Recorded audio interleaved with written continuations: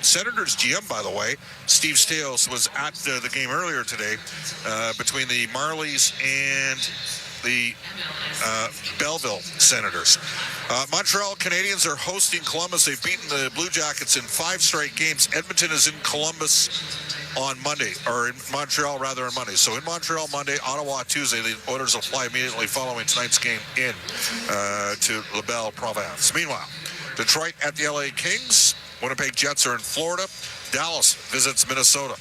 Buffalo's starting to pick it up a bit. Ryan McLeod's having a pretty good go. The Sabres will be in Philadelphia to play the Flyers. San Jose at struggling Pittsburgh. New Jersey against Tampa in a matchup of 2 real good teams. And later tonight, Chicago is in Vancouver. The league MVP during the 17-18 season, Taylor Hall, a healthy scratch tonight for the Chicago Blackhawks, who are struggling to generate offense. Connor Bedard going through, what's the old saying, the sophomore jinx?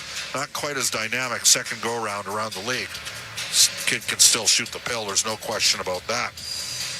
Local Ties is brought to you by Sobeys and Safeway Liquor, wine, spirits, beer, and so much more. And here's where we focus on the Maple Leafs.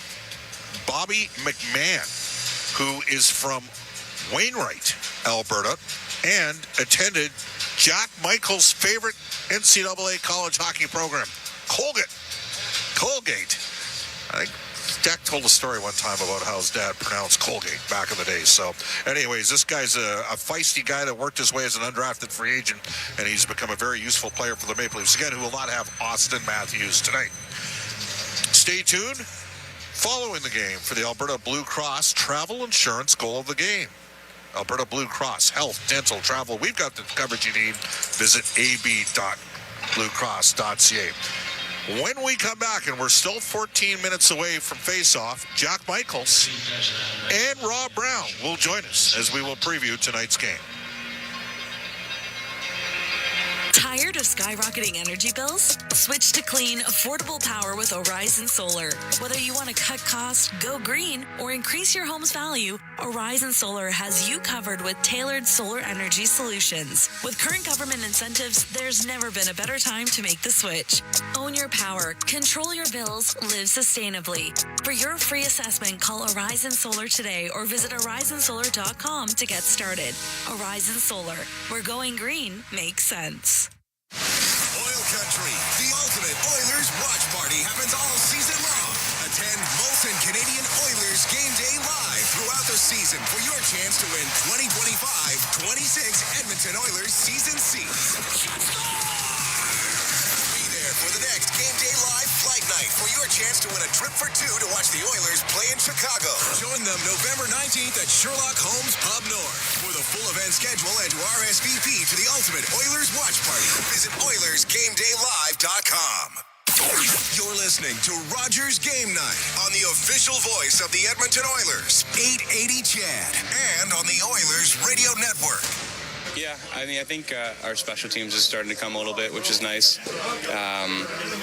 Obviously, it was a huge strength for us all last year. One of the reasons we were able to go as far as we did, and both were off to a slower start per se. And I think the last couple of games are starting to come around, so I think that's good. I think our 5-on-5 play has been really good. I think we can do more of holding onto the puck in the O-zone and creating chances off the cycle, but I think we're starting to see progress in our game, and it's been good. Welcome back, everybody. Rogers Game Night from Scotiabank Arena. Bob Stauffer with you. Momentarily, we'll be joined by Jack Michaels and Rob Brown. Zach Hyman talked about the Oilers' improved 5v5 play, and as per Natural Stat Trick, and I use Natural Stat Trick because it is publicly available, the Edmonton Oilers trail only Carolina in expected goals for 5-on-5 at 57%, which is a really good number. But the problem with that for Edmonton is their shooting percentage is currently 31st in the league at 8.2%, and their save percentage is 28th at 878. I would suggest those numbers are likely to improve. Let's bring aboard Rob Brown back at the 880 CHED Studios. Hello, Rob. How you doing? Doing fantastic. And we've got Jack Michaels here as well. Rob, a historic night the other night with Connor McDavid. We talked about the fact that the Swifties are in town for the world's biggest star, and for once the biggest star. We're not talking about Connor, but it's still a big deal. You used to ride shotgun with Mario Lemieux back in the day going to Montreal. Connor coming into his hometown, he's going to be amped up. He is. It's funny. Players, when they go home, in front of family, in front of friends, they're excited. When I came to Edmonton, that was always my best games because you have a little bit extra excitement. Knowing who's up in the stands watching, warm up, you're skating around, you're looking up, trying to find all your buddies up there, where your parents are sitting. So yeah, Connor McDavid, the fact that it's hockey night in Canada, it's a Saturday night, you're in Toronto, it's a big night, and superstar players seem to always rise to the occasion. And I would imagine Connor McDavid will rise to that occasion. And the fact now too, there's no stress of trying to score his 1,000th in front of his family and friends. He can simply go out and have a 5 or 6 point night and be done with it. First of all, I like your pronunciation of Toronto there. That was well executed. Secondly, Rob, did something happen there in the third period in Vancouver? You heard me kind of say, look, this game was going to be won, whether it was 5-2, 6-2, 7-2, whatever it was. But the fact that the Oilers got some goals to go in that probably shouldn't have gone in, I know they haven't necessarily lit the world on fire, but they've scraped out 2 more wins. They've put up 7 more goals on the board. Did they find something into that game? Might that have some carryover impact in terms of finally starting to see some pucks go in the net?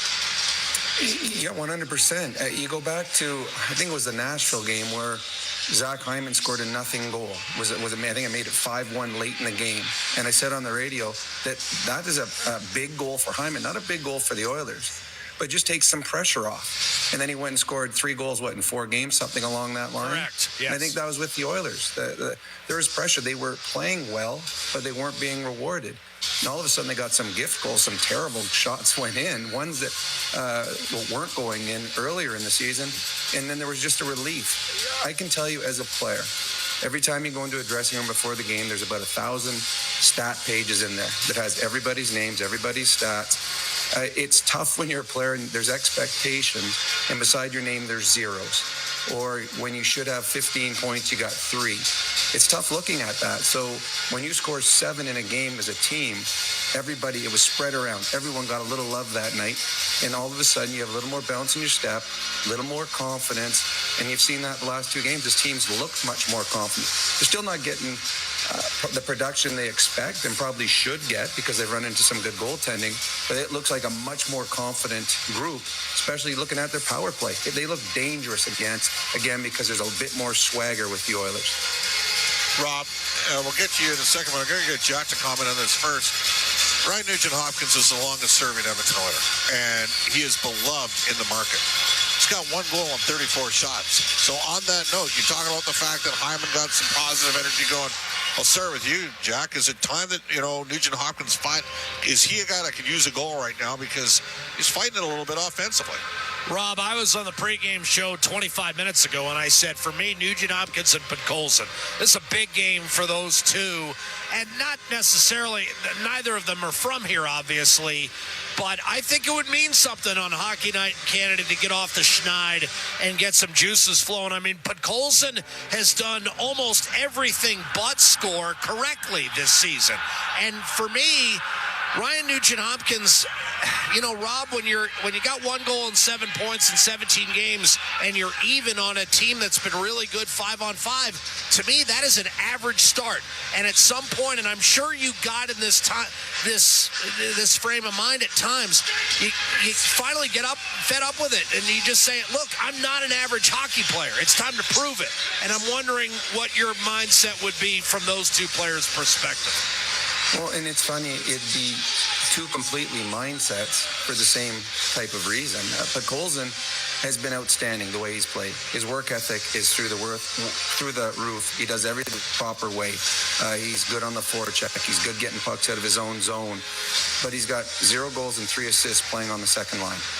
Kyler Yamamoto was here, and he got run out of town because of a lack of production.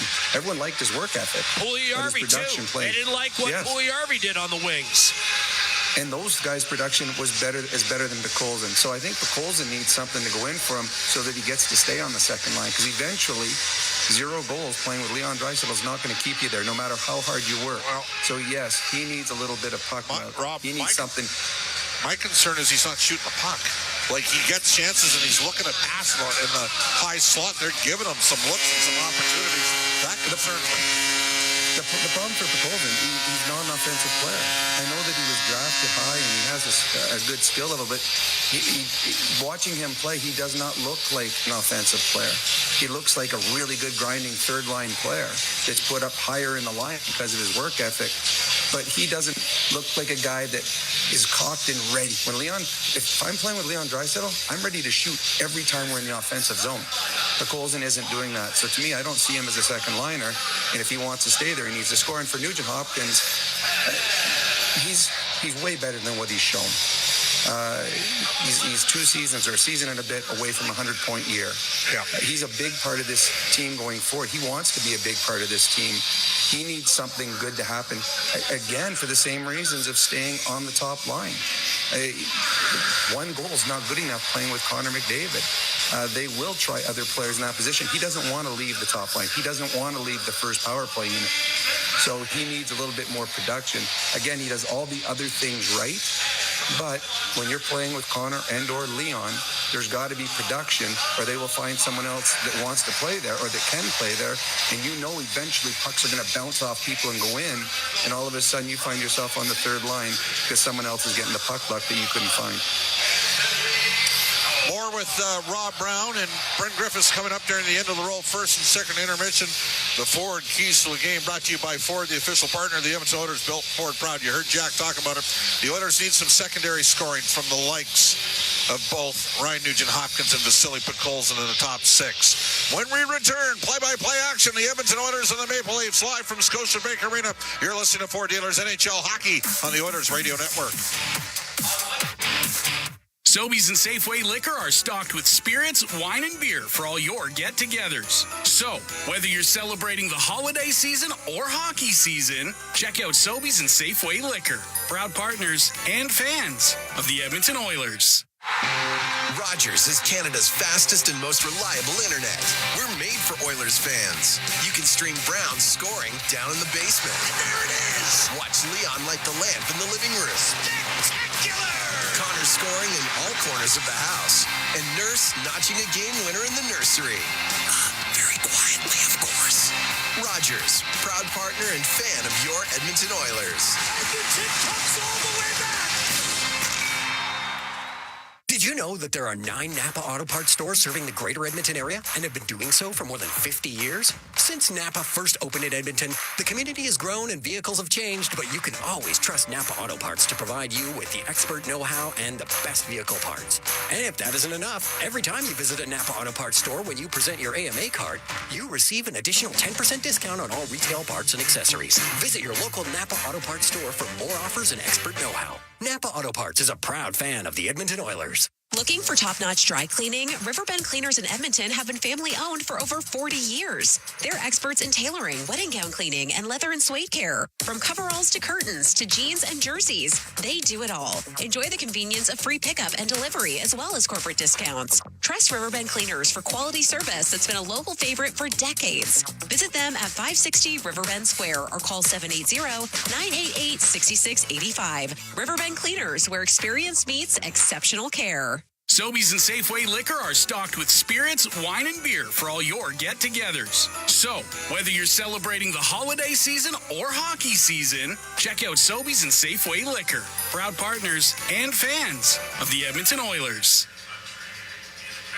Good evening, everyone. Alongside Bob Stauffer, I'm Jack Michaels from Scotiabank Arena in downtown Toronto. Yes, Taylor Swift is a few blocks down the road at Rogers Centre with the third of her 3 concerts this weekend. She's got 3 more here next weekend. But inside Scotiabank Arena, you've got the Toronto Maple Leafs with a record of 10-6-2 and Edmonton at 9-7-1. We're high atop the Scotiabank Arena in our Legacy Heating and Cooling broadcast booth. let's get a look at tonight's starting lineups for the Edmonton Oilers. Stuart Skinner in the pipes. He'll have Evan Bouchard and Matthias Ekholm alongside up front. Connor McDavid, who grew up in nearby Newmarket, Ontario, with Ryan Nugent-Hopkins and Zach Hyman. McDavid, 9 points in his last 3 games. And, of course, 1,001 now for his career. He had the assist on Darnell Nurse's game winner in overtime the other night against the Nashville Predators. That was 3-2 in OT on Thursday. Toronto, likewise, with a record of 10-6-2. They're coming off an overtime win in Washington. They trailed 3-1 with less than 5 minutes to go. It's only the 5th time in the history of the franchise that the Maple Leafs have won under such circumstances. They'll start former Oiler Anthony Stolarz in net with Chris Tanev and Jake McCabe defensively up front. John Tavares, their captain their former captain, now Austin Matthews the captain, but he's hurt right now. Matthews missing his 6th consecutive game. Tavares will be flanked by Mitch Marner, sitting on 199 NHL goals. He, of course, tied the game in the final minute. Tavares got the OT winner against the Caps. Bobby McMahon, as Bob mentioned a few minutes ago, from Wainwright, Alberta, and a former Bonnyville Pontiac, will be on the other wing for the Maple Leafs. Your starting lineups, once again, brought to you by our friends at Coventry Homes. Flexibilities within reach. Get back in the game with customizable designs by Coventry Homes, the official builder of the Edmonton Oilers. Our 50-50 jackpot sitting at nearly $300,000. And tonight's early bird prizing is, what do we got? A Ford Bronco, 1,000 red tag travel voucher, and multiple cash prizes, all part of the Oilers Hockey Fights Cancer mega 50-50 going on right now. Get to EdmontonOilers.com. They are honoring Oliver Ekman-Larsson, who's now in Toronto. You'll recall he won a Stanley Cup last year with the Florida Panthers, as did Steven Lawrence, as did Anthony Stolarz in a backup role behind Sergei Bobrovsky with the Panthers, who beat the Oilers, of course, in 7 games. Ekman-Larsson played his 1,000th game on Wednesday night. Let's go ringside for the anthems.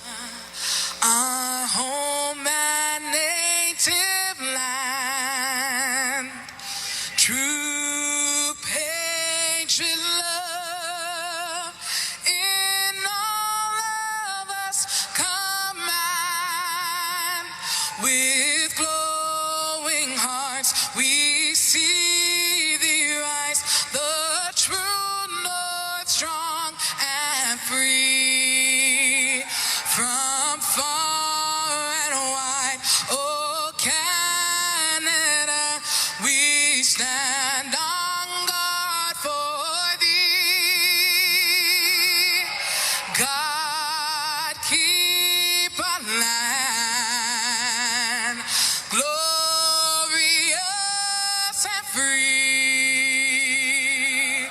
Oh Canada, we stand on guard for thee.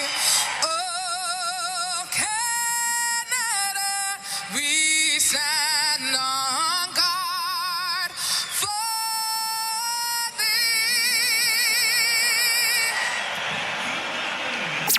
Now, tonight's exclusive NHL broadcast. Shoots and scores! But now it's Draisaitl off to Connor McDavid. Centers Kane for the hat trick. He scores! All the action called by the voices who know the game inside and out. This crowd explodes! Bob Stauffer and Jack Michaels on the Oilers Radio Network. The Oilers and the Maple Leafs, two teams that love to get up and after it. And Edmonton, 3 consecutive defeats at Scotiabank Arena. They split the season series last year, but ultimately, this has been Edmonton's toughest matchup over the last 7 years. The Oilers have a 6-15-2 record over their last 23 games against the Maple Leafs. That's by far their worst record against any opponent in and around the National Hockey League. So they'll look to get off the schneid in this building tonight. Of course, we've seen some breathtaking moments, Bob, with several years ago, pre-pandemic, Connor McDavid undressing Morgan Riley on one of his fabulous moves in an Oiler victory. But ultimately, Toronto's been tough on Edmonton. Well, and Toronto's added toughness to their lineup. They're a much different-looking team defensively. Jack, the Maple Leafs have 5 30-plus-year-old defensemen. The Oilers have 8 forwards 30-plus. And Brad Treliving have reputation and will travel. And you just look at this top pairing for the Leafs. They got out there against the McDavid line of McCabe and Tanev, and they are a real good shutdown pair. So what you're saying is if ever the twain should meet, you'd be talking about a pretty good Atom hockey team. Something like that. With all those guys at that age. Here's Bouchard off the draw. Lead pass for Ekholm, and then sent in deep by Ryan Nugent-Hopkins. In pursuit of the puck, Chris Tanev. He was checked hard by Nugent-Hopkins. Now I'm in a shot that's blocked away by Stolarz, who might have the best mask in the NHL. It's a glittery silver with blue trim. Here's McDavid, the captain, operating behind the Toronto net. Tavares able to fork it to the half wall, but it's taken away by Ekholm. Spun back toward McDavid. Backed it off the wall, then tried to walk out in front and nearly got it. That was a Gretzkyan move by McDavid. He didn't quite pull it off, and McMahon will kick it back to Tanev and off to Jake McCabe. So, therefore, I suppose you could say it's not quite Gretzkyan because only Gretzky can do it. Yeah, 100%. But it's already McCabe and McDavid going at it, and then Tavares and McDavid got into it.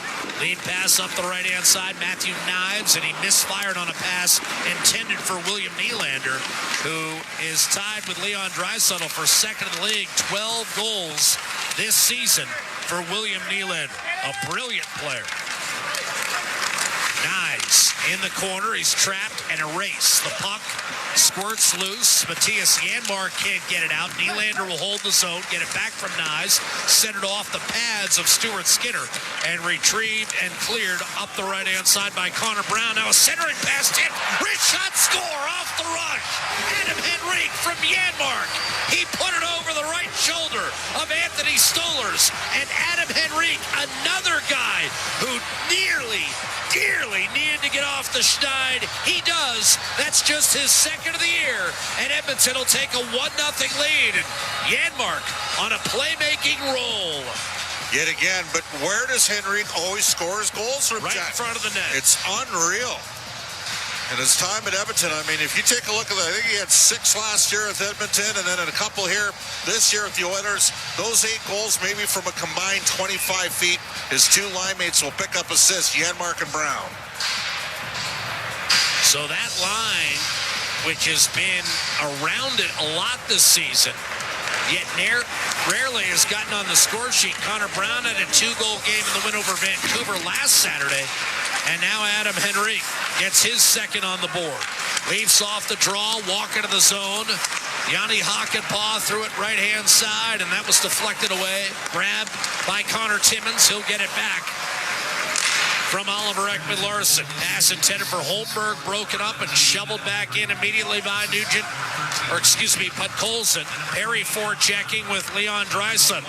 Threw it around the board, stepping up as Bouchard. He'll put it down low. The Oilers goal at a minute 42. Draisaitl to Ekholm, slap pass over. Devin Bouchard. Off to Draisaitl, he juggled and could not control. Timmins, the oft-injured Toronto defenseman, a quick change. Bouchard lost the handle as he was checked by David Kampf. 2.5 gone by. The Maple Leafs in their blue and white. Edmonton in the white with the blue pants and orange trim. Driving down the right-hand side is Stephen Lawrence. He's the one guy in the Toronto bottom 6 that's produced this year. He's got 3 goals. Tanev with a shot from distance that missed.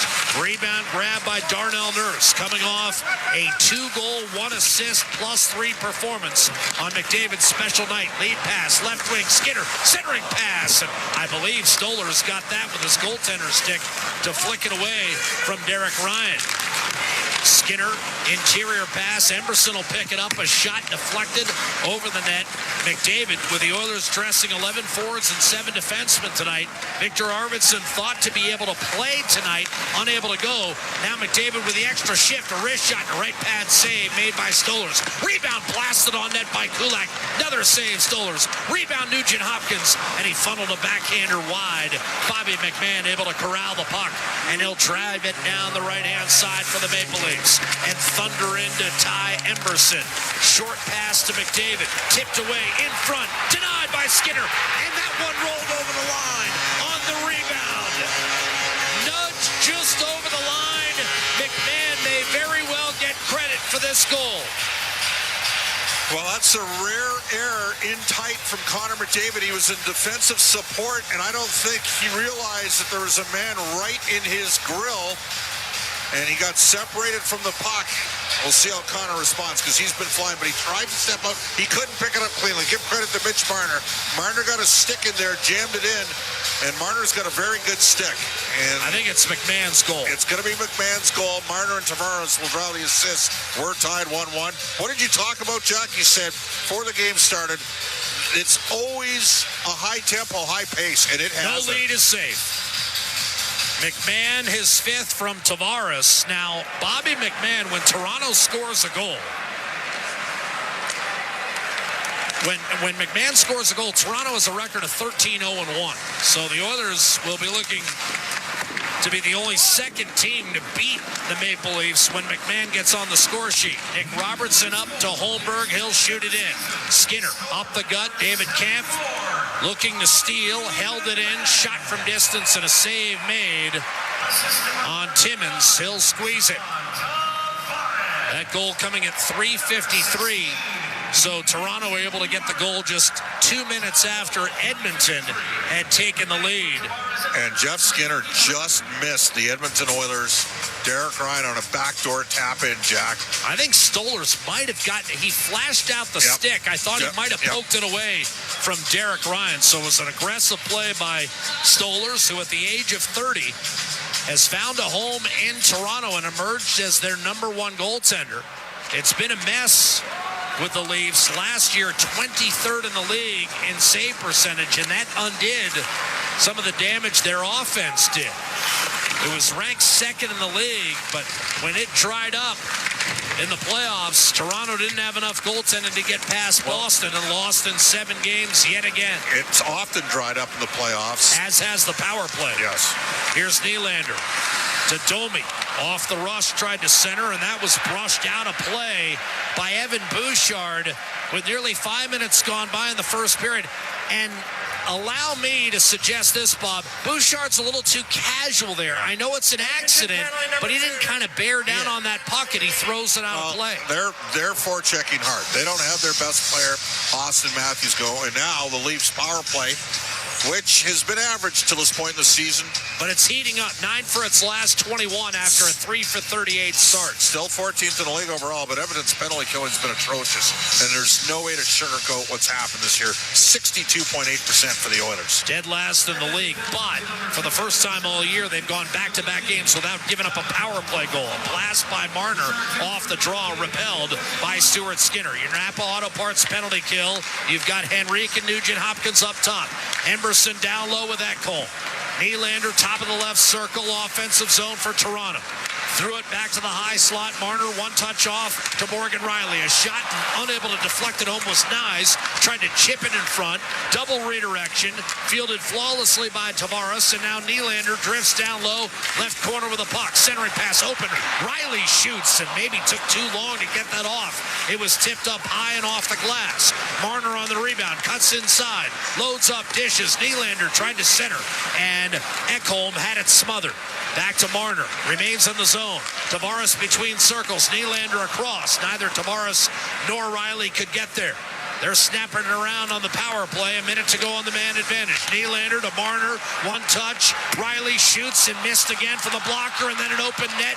Nylander could not bang it in off the backhand side. Somehow the Leafs unable to score. Thrust down low. Ekholm the steal, the turn, and the length of the ice clear. Out to handle it, Stollers. He'll move it up the left-hand side to Marner. Ekholm and Emerson are putting up some decent numbers on the Oilers' first PK unit on D. Well, again, Bob, you said it, though. That may be, but ultimately the percentage has to come up. Way up. Sent in deep by Domi. He'll track it down left corner. Nudged free by McMahon, and now to Nick Robertson. Out to the point, Oliver Ekman-Larsson. Robertson, part of that second Toronto unit. He was a healthy scratch last game, fired right into the glove of Stuart Skinner, who will freeze it with 13:23 to go in the first period.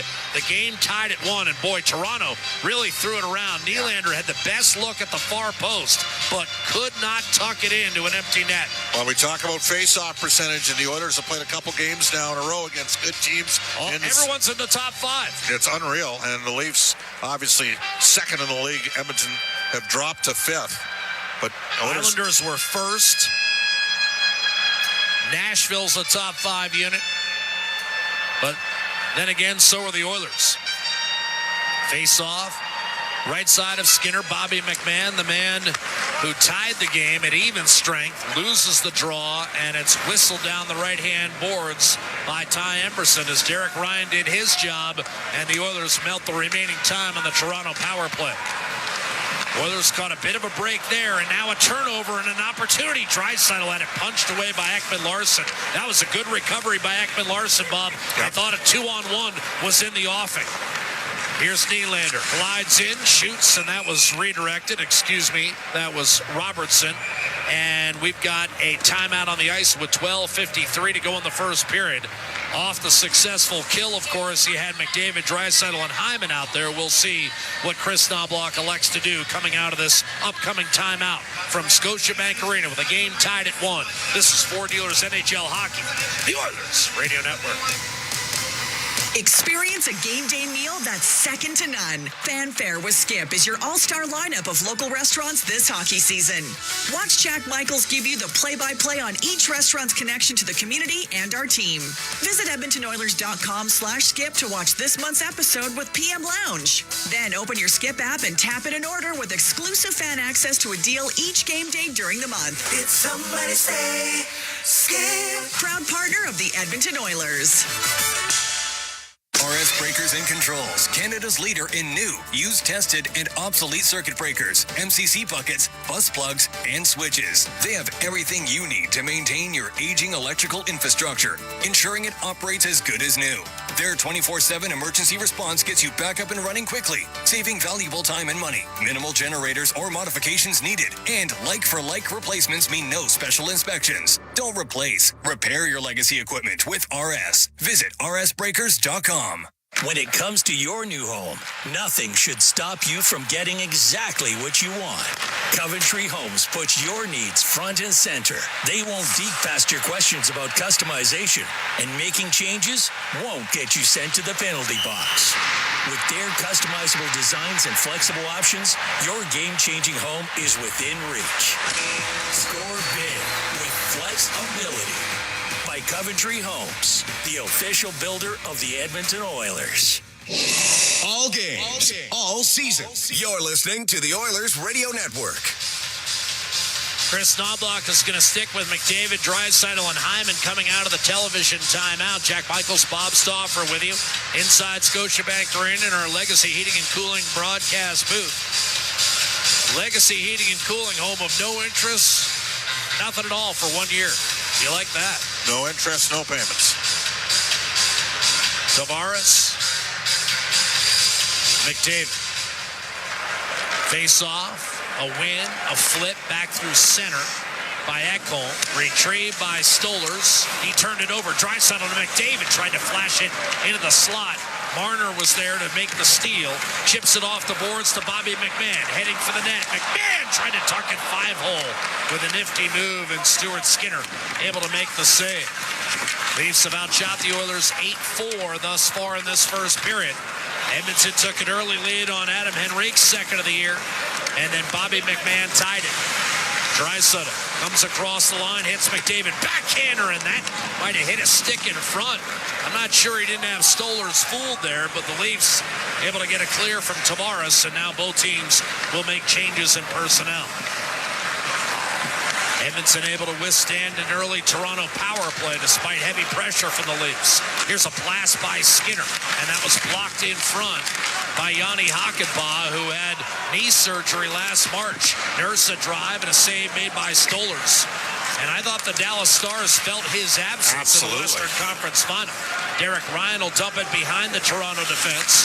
Riley gives way to Hakanpää. Ryan cut it off. Derek Ryan. And now behind the net, Jeff Skinner. Peers inside. 4 Leafs are on Derek Ryan. A centering pass anyways to Ryan, and predictably picked off by Robertson. He'll chip it behind Brett Kulak and try to reel it in himself. Nurse got back in time and dropped it back to Kulak. Darnell Nurse coming off the third 2-goal game and 8th 3-point game of his career on Thursday night in the win over Nashville. A dump in. Toronto able to retrieve. Nyes to Domi across the Edmonton line, right to left. A shot. Ekman-Larsson had it blocked. He'll get right back on the puck and move it over to Nylander. Loading up. Dishing off. Max Domi, a shot and a glove save. Skinner located through traffic with Nyes trying to set a screen. 10:51 to play. First period.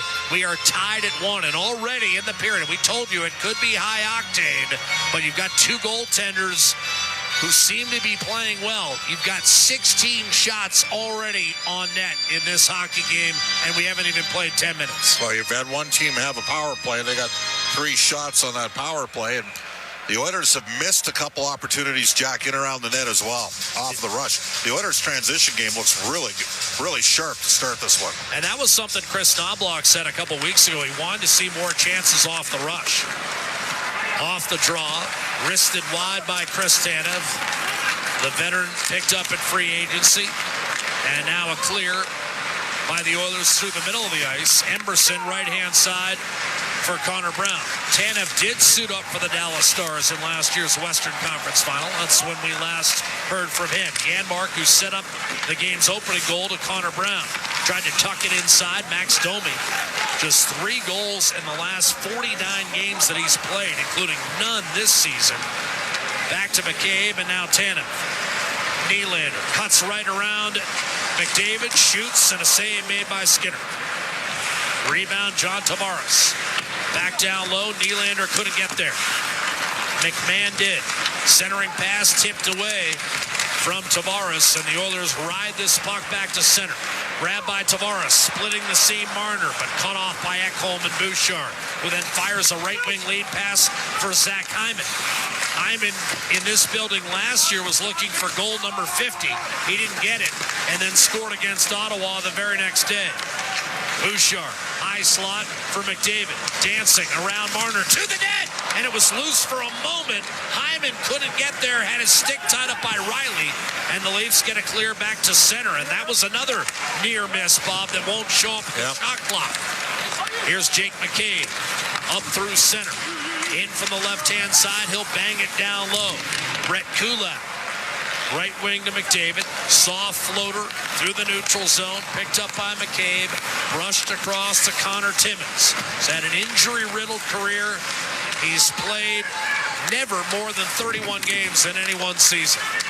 Connor Dewar coming off shoulder surgery himself. Down low right corner, Stephen Lawrence. Now McDavid, dangerous pass in front of his own net, but when you're Draisaitl, you can do it. And it's executed to Perry for a clear back to center. Tossed back in by Lawrence, who got bowled over by Podkolzin. Darnell Nurse around the boards, Corey Perry. Dropped it off for Draisaitl. Change of pace. Draisaitl has scored 8 goals in his last 9 games in this building. Back to the point, Stetcher. One-timer ripped by Nurse, and that was caught cleanly by Stolarz. 8:24 to go in this first period. The game remains tied at 1. Adam Henrique for Edmonton. Bobby McMahon, the equalizer for Toronto. And we're dead even at Scotiabank Arena with 4 dealers. NHL Hockey, the Oilers Radio Network. Looking for custom flags, banners, or canopy tents? Aurora Flags and Banners has a dedicated team to provide you with custom solutions and quality products. Aurora Flags has proudly serviced Canadian businesses and organizations for more than 30 years. Get a quote today at auroraflags.com. The Edmonton Oilers Community Foundation 50-50, presented by Rogers, is back and bigger than ever. The largest 50-50 in sports offers early bird draws, bonus raffles, and a main jackpot, which is growing by the second. With over $100 million invested across OilCountry, your support directly helps kids, families, and communities in need. Maybe you'll be our next winner. Get your tickets right now at EdmontonOilers.com and help make OilCountry a better place. AGLC license number 696879. Heard of Uline? You know, the have-it-all in-stock, ready-to-deliver shipping and industrial supply specialists. The company that does things for you that are unheard of, like keeping 41,000 items in stock in our own warehouses. With customer service reps on the line to get you what you need, when you need it, 24/7, 365, every time. Maybe you heard it here first. Want to hear more? Visit uline.ca. ULINE, your shipping and industrial supply specialists. Looking for custom flags, banners, or canopy tents? Aurora Flags and Banners has a dedicated team to provide you with custom solutions and quality products. Aurora Flags has proudly serviced Canadian businesses and organizations for more than 30 years. Get a quote today at auroraflags.com. Listen on air, online, and on the Radio Player Canada app. This is the Oilers Radio Network. Oilers dressing 11 forward, 7 defense tonight with the absence of Victor Arvidsson for a second consecutive game. Dermott and Stetcher. Dermott, a former Leaf, on the ice. Derek Ryan will take the draw. He's out there with Jeff Skinner and Leon Draisaitl. Won the face-off. Draisaitl mishandled, and the puck trickles through center. Retrieved by the aforementioned Draisaitl, who comes in with 3 goals and 6 points over his last 3. It's tossed back to Stuart Skinner, and a total reset for Edmonton in its own zone. The Oilers in the white coming up ice left to right. Leafs defending in their home blues. They've been 7-3 this year on home ice, giving up barely 2 goals a game on home ice. Dermott down low. That's going to be picked off. Looking up ice, Oliver Ekman-Larsson. The veteran gives way to Timmins. Nick Robertson got a puck touch in deep. He's the younger brother of Jason Robertson of the Dallas Stars. Enrique lost the handle at center. He opened the scoring for Edmonton a minute 42 in. McMahon tied it 2 minutes later. Here's Max Domi. One-timer ripped wide off the rush, and Nylander frustrated by missing that opportunity. He's coming off back-to-back 40-goal campaigns, and he's got 12 this year. Here's Nylander, jitterbugging his way into the zone. Hitting Max Domi. Nylander, Domi. Nylander, one-timer, that one off the leg of Henrique. Domi picks up the rebound, threw it back to the point for Morgan Riley. Now you've got Nylander spinning and zipping it down low for Domi. Emberson with good protection on Matthew Nice. Lost the battle on a one-timer, ripped off Skinner and off the outside of the post by Nylander. Bob, he could have a hat trick by now. The Oilers able to clear. Edmonton lucky. Riley back to pick it up for the Toronto Maple Leafs. Edmonton back-to-back overtime wins. Here's a steal. McDavid in front, and then Stolar's another terrific play with the stick. One-timer belted out a play by Bouchard. Might have been tipped by McMahon, but McDavid with the steal rolls in front, and Anthony Stolar's with a brilliant poke check. And we talked about that earlier play where he tipped a pass from Skinner looking for Derek Ryan. Rapier-like with the poke check. A little bit of a Johnny Bauer. Fencing move. And McDavid wins the faceoff as cleanly as he can do it against Tavares. And then I believe his cross-seamer hit the linesman, Steve Barton. Connor can't buy a break here in the first 3 minutes of this game. He has had some tough moments. Jandor Alfonso, the other linesman tonight, referees Chris Rooney and Garrett Rank. Sent in deep, you've got Ekholm. Backhanding it up to Zach Hyman. Back toward Bouchard. McDavid looking to dial it up. Takes a pass from Bouchard. Slide step to his right. He'll shoot it in. Around the boards, Ekman-Larsson. Lawrence threw it around for McCain. Off to McMahon. And here come the Leafs. McMahon, beautiful play by Stetcher. That'll lead to a transition. McDavid, wrist shot off the rush, and he got tied up with Timmins at the last second and never got that shot away. McMahon with a clear back inside the Oiler blue line. That was a heck of a play by Stetcher. Yep. He's got it back and skating with dexterity. Up to Draisaitl, top of the left circle. He lost the handle, and off that turnover, it's Timmins to Stephen Lawrence. Over to Ryan Reeves.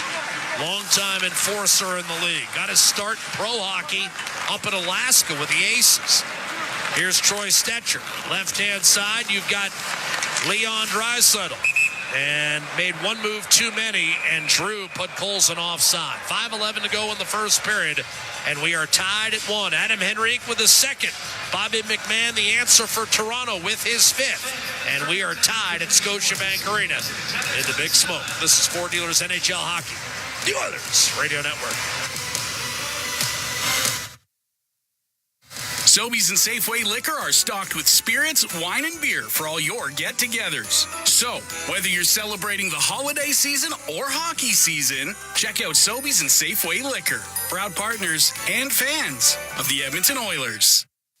Pizza 73, the official pizza of your Edmonton Oilers. Loyal to the oil, in Edmonton we trust. Rising to the top like a pizza crust. Got the flavors to play, yeah. Cooking on ice. Hunger happens, gotta score a slice. Let's go Oilers, E-Town unite. Ice District to Jasper, downtown to White. Wearing orange and blue, game on the street. Make the right call, Pizza 73. Let's go Oilers. 737373, Pizza 73. When the Oilers are on the ice, the big hits are a part of the game.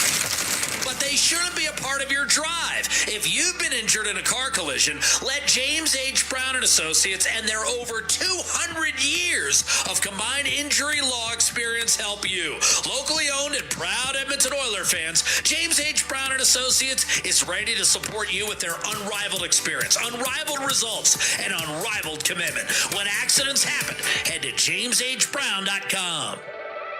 Sobeys and Safeway Liquor are stocked with spirits, wine, and beer for all your get-togethers. So, whether you're celebrating the holiday season or hockey season, check out Sobeys and Safeway Liquor, proud partners and fans of the Edmonton Oilers. All games, all season. You're listening to the Oilers Radio Network. A lot of pace in the first 15 minutes. Edmonton, Toronto playing fast. These two teams, that should be no surprise, Bob. I know the last 6 have all been decided by 2 goals or more, but they've still been wildly entertaining games for the most part. They have. The only difference for me is the makeup of the Leafs D. It's heavier and more physical than it was before. Well, and I don't know if the Oilers are as fast in terms of the individual speed of their players, but they're playing fast off the transition in this game, Jack. Well, and that's more a reliance on rhythm and timing. Yeah. The Oilers can still play quickly, even if individually the foot speed may be down from a year ago. Here's Podkolzin. Beautiful look and a wrist shot denied against Brett Kulak by Anthony Stolarz with 4:58 to go in the first period.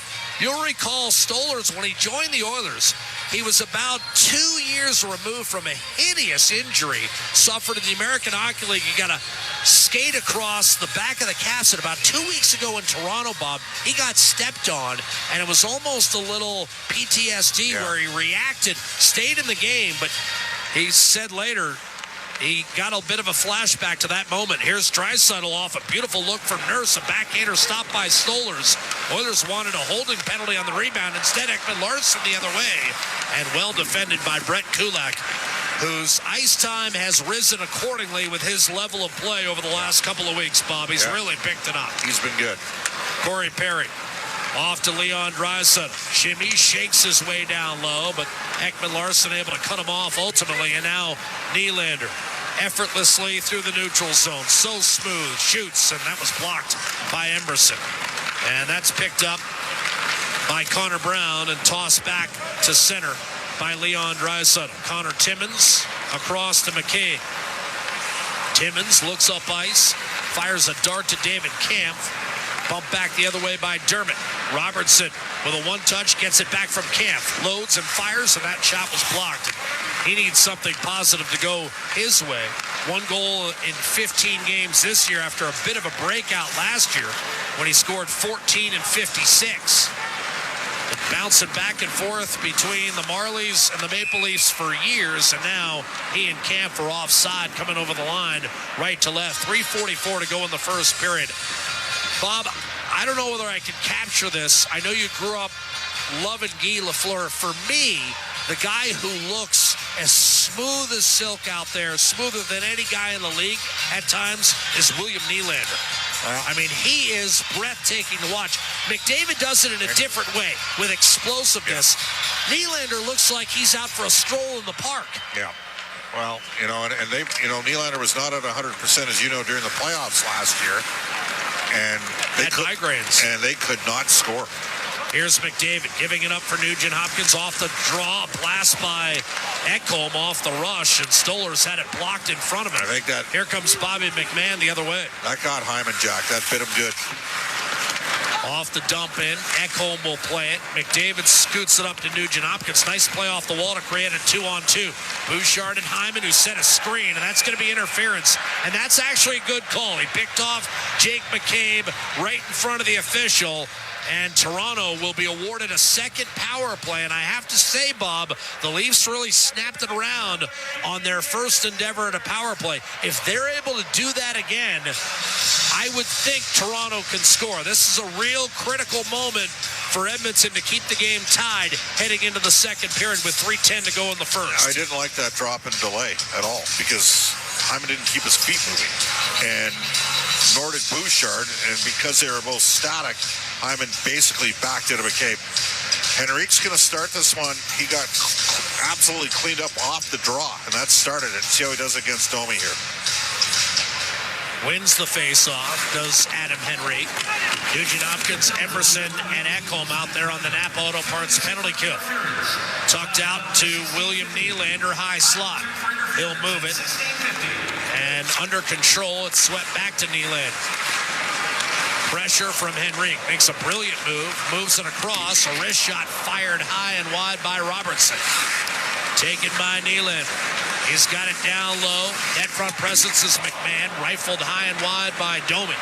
You've got Domi and Robertson out there to start the power play, and they've combined for 1 goal this year. Domi takes it from Nylander, and that's smashed back the other way by Connor Brown. Emerson will change, replaced by Darnell Nurse. Brown, Kulak, and Janmark, the other skaters. Here's Mitch Marner. Stick handles through a phone booth and gives it up. A poor pass from Tavares, held in by Riley. Tavares then threaded it through Nylander. What timer! And that was blocked in front by Nurse. Might have saved a goal. And here come the Oilers shorthanded. It's Connor Brown darting in from the left-hand side, shooting, and that was fought off by Stolers. Brown has had all kinds of chances shorthanded this year. Nylander muscles it through to Marner as the Leafs come up ice right to left. Tavares hits the line, and now you've got Marner. I think Nurse saved a goal on that last sequence. Yep. Marner, centering pass, open man, wrist shot, and Tavares can't get a tip. Marner again in front. That was deflected. Timmins after the puck.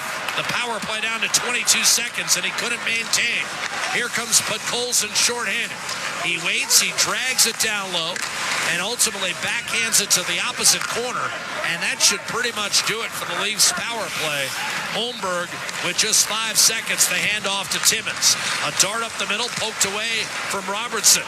The Oilers, remember, love to go Draisaitl, McDavid, and Hyman off the successful kill. Hyman's out of the box. A shot into the glove for Nick Robertson is speared by Stuart Skinner with 64 seconds left to play in this opening frame. And again, the Leafs had a couple of near misses on that power play, but Edmonton slowly getting some results on the penalty kill, and it starts with a few timely saves, which Edmonton did not have in the first couple of weeks of the season. The Oilers still have the lowest save percentage in the league on the penalty kill. Penalty kill. Below 80 coming into tonight. But again, back-to-back games without a power play goal against for the first time all year, and they've wiped out 2 here in the first period. Now McDavid, Draisaitl, and Hyman are out. Off the face-off, it's a turnover by Chris Tanev, and McDavid rushes it in from the left-hand side. Hyman got bottled up. Holmberg and Draisaitl engaged on the far half boards. McDavid won the battle, tugged it free. Tanev will protect.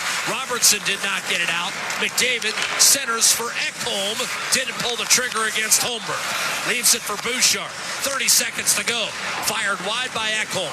Chance for a David Kampf clear, and he does manage to get it done. It's hoisted just underneath the scoreboard by Robertson. Line change Toronto. Lead pass Zach Hyman. He's checked by Ekman Larson as he enters the Toronto zone. Leafs now coached by Craig Berube, and he watches as Stephen Lawrence forces Edmonton back into their own end, and I think Bouchard is going to be content with a 1-1 tie here after 20. The Leafs 10 shots on net, the Oilers 9. The final seconds run off. Henrique with the goal for Edmonton, McMahon the counter for Toronto, and we're dead even with the Oilers notably having killed off 2 more power plays. This one coming against Toronto, one of the better power play units in the league for the last several. You'll take that period. You don't like how they scored the goal because you had puck possession back behind your own net. They forced a turnover, but you had a couple real good looks. Real nice goal to start the game for Adam Henrique. Some good work on the penalty killers, but they weren't getting luck earlier. They got a little bit of luck, Jack. I mean, there was an open net tap in where they couldn't negotiate contact. Let's go ringside with Adam Henrique. Adam, the penalty kill came through twice in that period.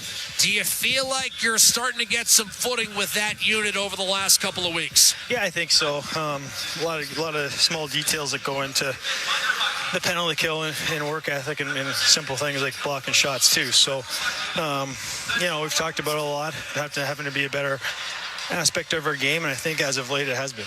You've scored 20 goals a bunch of times in your career. I think if we added up the combined distance on your goals as an Oiler, it's about 22 feet. Just a thought, Adam, on going to the net, because that's where good things happen. Yeah, that's key. And throughout my career, a lot of goals are inside that hash mark area around the net. So, getting there is one thing, and then making sure we're getting pucks there is another thing. And, when you're doing that, you're able to find some ugly ones. And once you do that too, the confidence gets going. I think everything else just feels better in the puck and the touches everywhere too. So hopefully we get more of that tonight. Yeah, and he's setting up everyone lately. He's like a point guard out there for the Raptors. Thanks, Rico. No problem. Thanks, guys. That's Adam Henrique. Matthias Janmark, he's up to 8 points now on the season. And that right now, I believe, leaves him 4th on the club, maybe 5th, behind Darnell Nurse. He came off a 3-point year. 3rd amongst forwards. Think about that. And we didn't have that going into the season either. So, it's a nice feed off the rush. And Bob, again, and we've talked about it a lot the last week or two, a lot of positive things happen in that period. At some point, you think Edmonton will get on the power play. Yeah. And you know what? The one guy who didn't have any luck in that period, Connor McDavid. Yeah, and you wonder whether he gets a bounce or two, because I think his team did in that first period. He didn't get any. And he was creative. He was flying. There's no question about that. Zach, I mean, twice the poker came out there from the Guardian once. And give Stolar's credit. Good reads. Good read. Took a goal away from Derek Ryan and also made a terrific play on a strip by Connor. Connor McDavid had created 4 turnovers in the O-zone for the Oilers, and he ended up -1 in that period. So, look, I think this Toronto team, they look a little different. They're bigger on defense. It sounds like you think they look better. By saying different, it sounds like you think they look better. To me, they look like a team more capable of winning in the playoffs is what they look like. And it's just a little bit different in their makeup, and they don't have their big dog. I mean, Austin Matthews is the best pure finisher in the National Hockey League. They don't have him. But you take a look at their numbers. They're 4-1 without him. And the so-called core 4, they're down to a core 3. The core 3 of Tavares and Nylander and Mitch Marner, those guys have combined for, 10 goals and 22 points now in the last 5 games in one period. So they've been productive. We got ourselves a good hockey game tonight. Edmonton, Toronto, the other thing the Leafs have is a coach that ran the table in 2019 with the St. Louis Blues. and also gave Colorado their biggest scare back in 2022, taking the Avalanche to 6 games before Edmonton was eliminated on Colorado's way to the Stanley Cup. One of the reasons they made the change in terms of moving Sheldon Keefe on, he of course landed in New Jersey and has led the Devils to a first place showing thus far in the Metro Division. But you've got Craig Berube, a Stanley Cup winner as recently as 2019, and a guy who had significant playoff success with the Blues beyond that. We've got 20 minutes complete at Scotiabank Arena. The game tied at 1. Henrique for Edmonton, McMahon for Toronto. Bryn Griffiths and Rob Brown are next. This is Four Dealers NHL Hockey, the Oilers Radio Network. Blue collar work deserves big dollar perks. Get a heavy wallet with Heavy Metal Equipment and Rentals. Heavy Metal Equipment and Rentals is hiring heavy equipment technicians, maintenance supervisors, PM servicemen, maintenance coordinators, and pretty much every other position that makes Alberta go. We help move the earth that makes Alberta grow. So why not work for a company that makes your bank account grow too?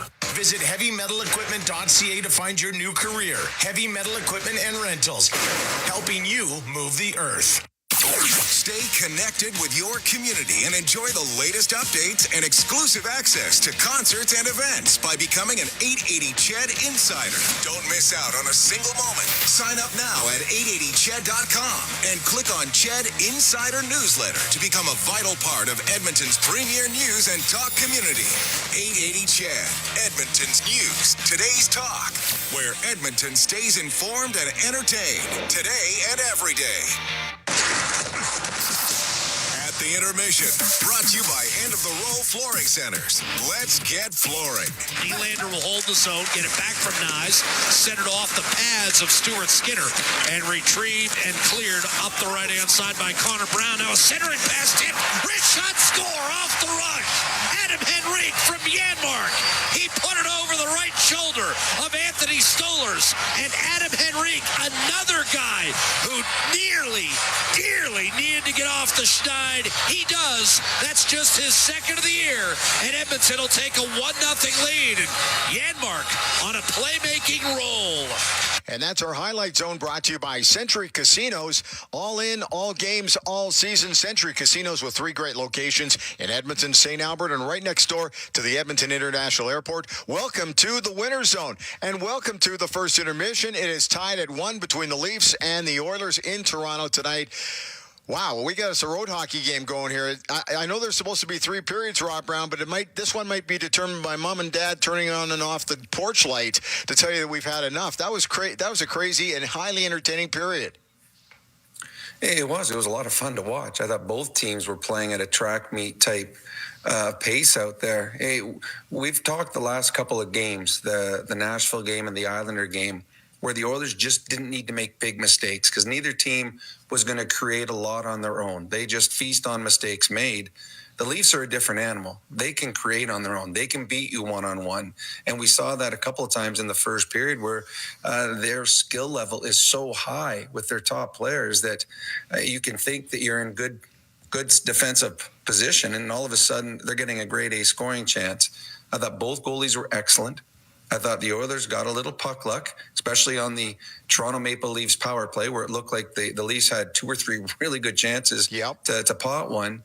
But the entertainment value was through the roof. I mean, those were 2 teams that were trading not jabs. They were trading bombs in that first 20 minutes. And that's what makes the next 40 so exciting, is we get to see 2 more of those periods. Well, these 2 teams are so quick. There's not a lot of time and space in the defensive zone. In fact, on the Leaf goal, the Bobby McMahon goal, his 5th of the season from Tavares and Marner, it was basically Emberson and McDavid.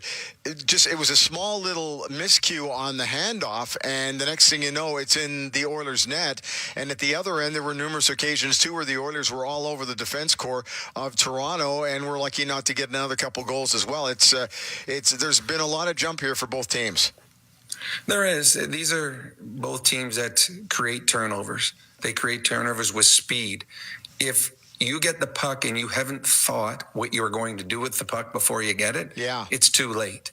And we saw in the Maple Leaf goal, it was just a little chip in to Emberson, and he went in there and didn't make the play. Like the play for him was to, as soon as he gets to the puck, just fire it hard around the boards. But he didn't make it. He got hit, lost control. McDavid had the puck on his stick. But again, it was, and we're talking split second. Yeah. It was on his stick, loses control. The Oilers had 4 low.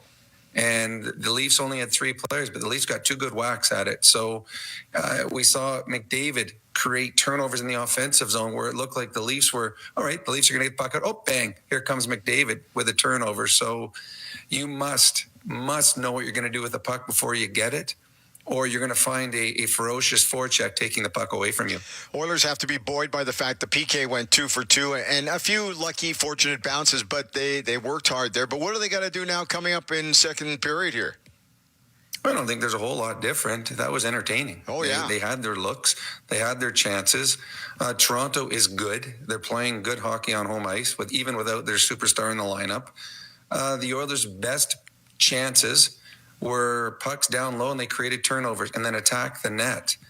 Continue to put bodies at the net. Use your speed. Henry his guy to the goal, to the post. He got there ahead of O'Reilly or Morgan Riley, and his stick was able to tip it up and over. Lucky break. The puck hit the stick just perfectly and goes off the crossbar and in, but it was because he beat Morgan Riley to the net. So win races, win battles. It's a simple game. Just do the same things that you usually do. But for the Oilers, they got to be very cognizant of how quick the Maple Leafs are getting in on you. And if you don't have a play, get it out of trouble quickly. There's nothing wrong with off the glass and out. If you have to think about something, it's too late. Absolutely. Okay, Rob, we'll talk to you in intermission number 2. We're going to take a break. At the intermission is brought to you by End of the Roll Flooring Centers. Let's get flooring. We're back with more. This is your Ford Dealers NHL Hockey on the Oilers Radio Network. Believing in yourself takes confidence. At Portage College, 93% of grads say their education gave them the skills and knowledge they needed for their careers. That's the kind of confidence that leads to great results. Learn more at portagecollege.ca. Chemco is more than just a trusted local name. Chemco has been building industry across Canada for more than 60 years. From engineering through to commissioning, construction, maintenance, and beyond, Chemco's multidiscipline approach stands firmly on the belief that Chemco cares. It's not just what they do, it's how they do it. Visit Chemco.com and discover how they can support your project today. Chemco, proud fans of the Edmonton Oilers, serving and supporting communities across Canada for over 60 years. Proudly headquartered in OilCountry, Capital Power is delivering reliable and affordable power today while building clean power systems for tomorrow, creating the balanced energy solutions communities across Alberta and North America can depend on. Visit capitalpower.com to learn how they are powering change by changing power. Be part of their energy and join Capital Power as we all cheer on our Edmonton Oilers on their quest to win it all. Portage College graduates are incredibly employable. How does Portage know? 99% of employers surveyed said they would hire a Portage grad. Get career ready at Portage College. Learn more by visiting portagecollege.ca. With Global News, I'm Thomas Dias. Edmonton police say a young man accused of shooting a convenience store worker during an armed robbery turned himself in last night after his image was released to the public. The worker survived after being shot at the store near 93rd Street and 107A Avenue Thursday afternoon. Police say charges are now pending against 20-year-old Nave Auger.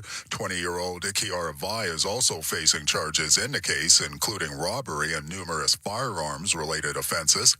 And the Alberta government is continuing its push to make changes to school curriculum, this time focusing on junior high. The province is looking at updating the curriculum for math and social studies for students grades 7 to 9, physical education for grades 7 to 10, and a tweak of the career and life management program.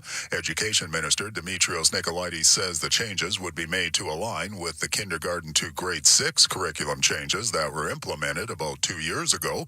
If approved, schools would pilot the draft in the next school year, and it could be implemented by fall 2026. News on demand at 880 CHED. OilCountry.com. Hey, Paul Brandt here. As a musician, I'm drawn to the sounds of this great province. Whether it's the wind blowing down the Rockies, the rustling of grass across the prairie, or the sweet sound of a Ford Super Duty, it's all music to my ears. Speaking of Super Duty, with heavy-duty performance that's built for getting the job done right, it's no wonder this truck has Albertans singing its praises. The 2024 Ford Super Duty is available now at your Alberta Ford dealer. Just head on in today and tell them PV sent you. Do you have tickets to an upcoming event at Rogers Place that you can't attend? Donate your tickets to the Edmonton Oilers Community Foundation Seats for Kids program, presented by Eagle Builders. Seats for Kids provides unused game tickets for charities, allowing children and families to enjoy hockey at Rogers Place. And for many, a once-in-a-lifetime opportunity. To be a part of the Seats for Kids program presented by Eagle Builders, please email edmonton@kidsupfront.com. That's edmonton@kidsupfront.com. Hockey is back, and so is Play Alberta, Alberta's #1 sports book and the official partner of the Edmonton Oilers. Cheer for the Oilers while scoring bigger offers, boosted odds, live betting, player props, and more. New to Alberta? New players now receive $200 in free bets just for signing up. Already a player? Get a $10 free bet for every $100 you bet. Download the new Sportsbook app and make your picks today. Bonus terms and conditions apply. At the Intermission, brought to you by End of the Row Flooring Centers. Let's get flooring. After 20 minutes of play, the Oilers and the Leafs are tied at 1 in Toronto. Let's take a look at the out-of-town scoreboard, which is brought to you by Pizza 73, the official pizza of the Edmonton Oilers. Played earlier this afternoon in Boston. We had the visiting St. Louis Blues winning it in overtime over the Bruins 3-2. That was the final there. The other final score in Seattle wrapped up about an hour ago, and the hometown Kraken coming up with a 3-2 victory over the New York Islanders. Other games that are going into the second period in Montreal, the home team, the Habs, leading the Columbus Blue Jackets 1-0. New Jersey trailing the hometown Tampa Bay Lightning 1-0. They are now into the second period, and the defending Stanley Cup champions from Florida leading the Winnipeg Jets 2-0. Also, just starting the second period, Philly up 2-0 on the visiting Buffalo Sabres. San Jose is in Pittsburgh. The Penguins with a 2-0 lead, that one early in the second period. And at the conclusion of one, it is 1-0 for Carolina on home ice over the Ottawa Senators. In the American Hockey League, the Condors are in action tonight. They'll get going here in about an hour's time. They're in San Diego to take on the Gulls. And in the Western Hockey League, the Edmonton Oil Kings are in Prince Albert. That one's just about ready to get started. Oil Kings lost in Saskatoon 3-2 yesterday. They'll see what they can do coming up tonight. And that's it. Players are returning to the ice. The second period is coming up from Toronto. At the Intermission is brought to you by End of the Row Flooring Centers. Let's get flooring. This is your Ford Dealers NHL Hockey on the Oilers Radio Network. Be a savvy Edmonton hotel shopper. Book through EdmontonsBestHotels.com and receive up to $225 in cash rewards. There are over 55 member hotels to choose from, offering their best value rates. EdmontonsBestHotels.com. Rewards with every booking. Tired of skyrocketing energy bills? Switch to clean, affordable power with Horizon Solar. Whether you want to cut costs, go green, or increase your home's value, Horizon Solar has you covered with tailored solar energy solutions. With current government incentives, there's never been a better time to make the switch. Own your power, control your bills, live sustainably. For your free assessment, call Horizon Solar today or visit horizonsolar.com to get started. Horizon Solar, where going green makes sense. Legacy Heating and Cooling jingle auditions, take one for Gene Principe. Are you ready, Gene? Ready? I'm not just here to make a thermal couple of bucks. I'd never just microphone it in. Take one. Call Legacy. Call Legacy. Nice. Boom! I'm a musical genius. Legacy's going to love this for furnace season. What's not to love? With no interest and no Principe payments for 1 year. Are you always like this? Yep. Unlike a furnace, I have no filter. Legacy Heating and Cooling. Be a savvy Edmonton hotel shopper. Book through EdmontonsBestHotels.com and receive up to $225 in cash rewards. There are over 55 member hotels to choose from, offering their best value rates. EdmontonsBestHotels.com. Rewards with every booking. Listen on air, online, and on the Radio Player Canada app. This is the Oilers Radio Network. Inside Scotiabank Arena, Jack Michaels, Bob Stauffer with you. It's our Legacy Heating and Cooling broadcast booth. And Edmonton and Toronto take the ice with a game tied at 1 after 1. The Oilers 5-1-1 this year when they get the first goal. But tonight's first goal, well, that lead only lasted about 2 minutes. Henrique, his second of the year, followed quickly by an equalizer from Bobby McMahon, his fifth for Toronto. We're tied at 1. Edmonton did kill not one but 2 Toronto power plays in that first period. Derek Ryan against Max Domi, and we're underway here in the second. Ryan took the draw. He's out there with Draisaitl and Skinner. Jeff Skinner from Draisaitl, and he whistled one over the glove of Anthony Stolarz. But I don't mind that, Bob. I mean, if you're on the fourth line and you're Jeff Skinner, you might as well shoot it every time 100%. You get it. It's okay to be a chucker in Seinfeld terms. Up the right-hand side, Nylander lost the handle. Here's Nurse up to Derek Ryan and smacked in by Draisaitl. Morgan Riley up the left-hand side. Matthew Nyes. One-touch pass on to Domi. He'll swing it behind Brett Kulak, and over to make a play on the puck will be Derek Ryan.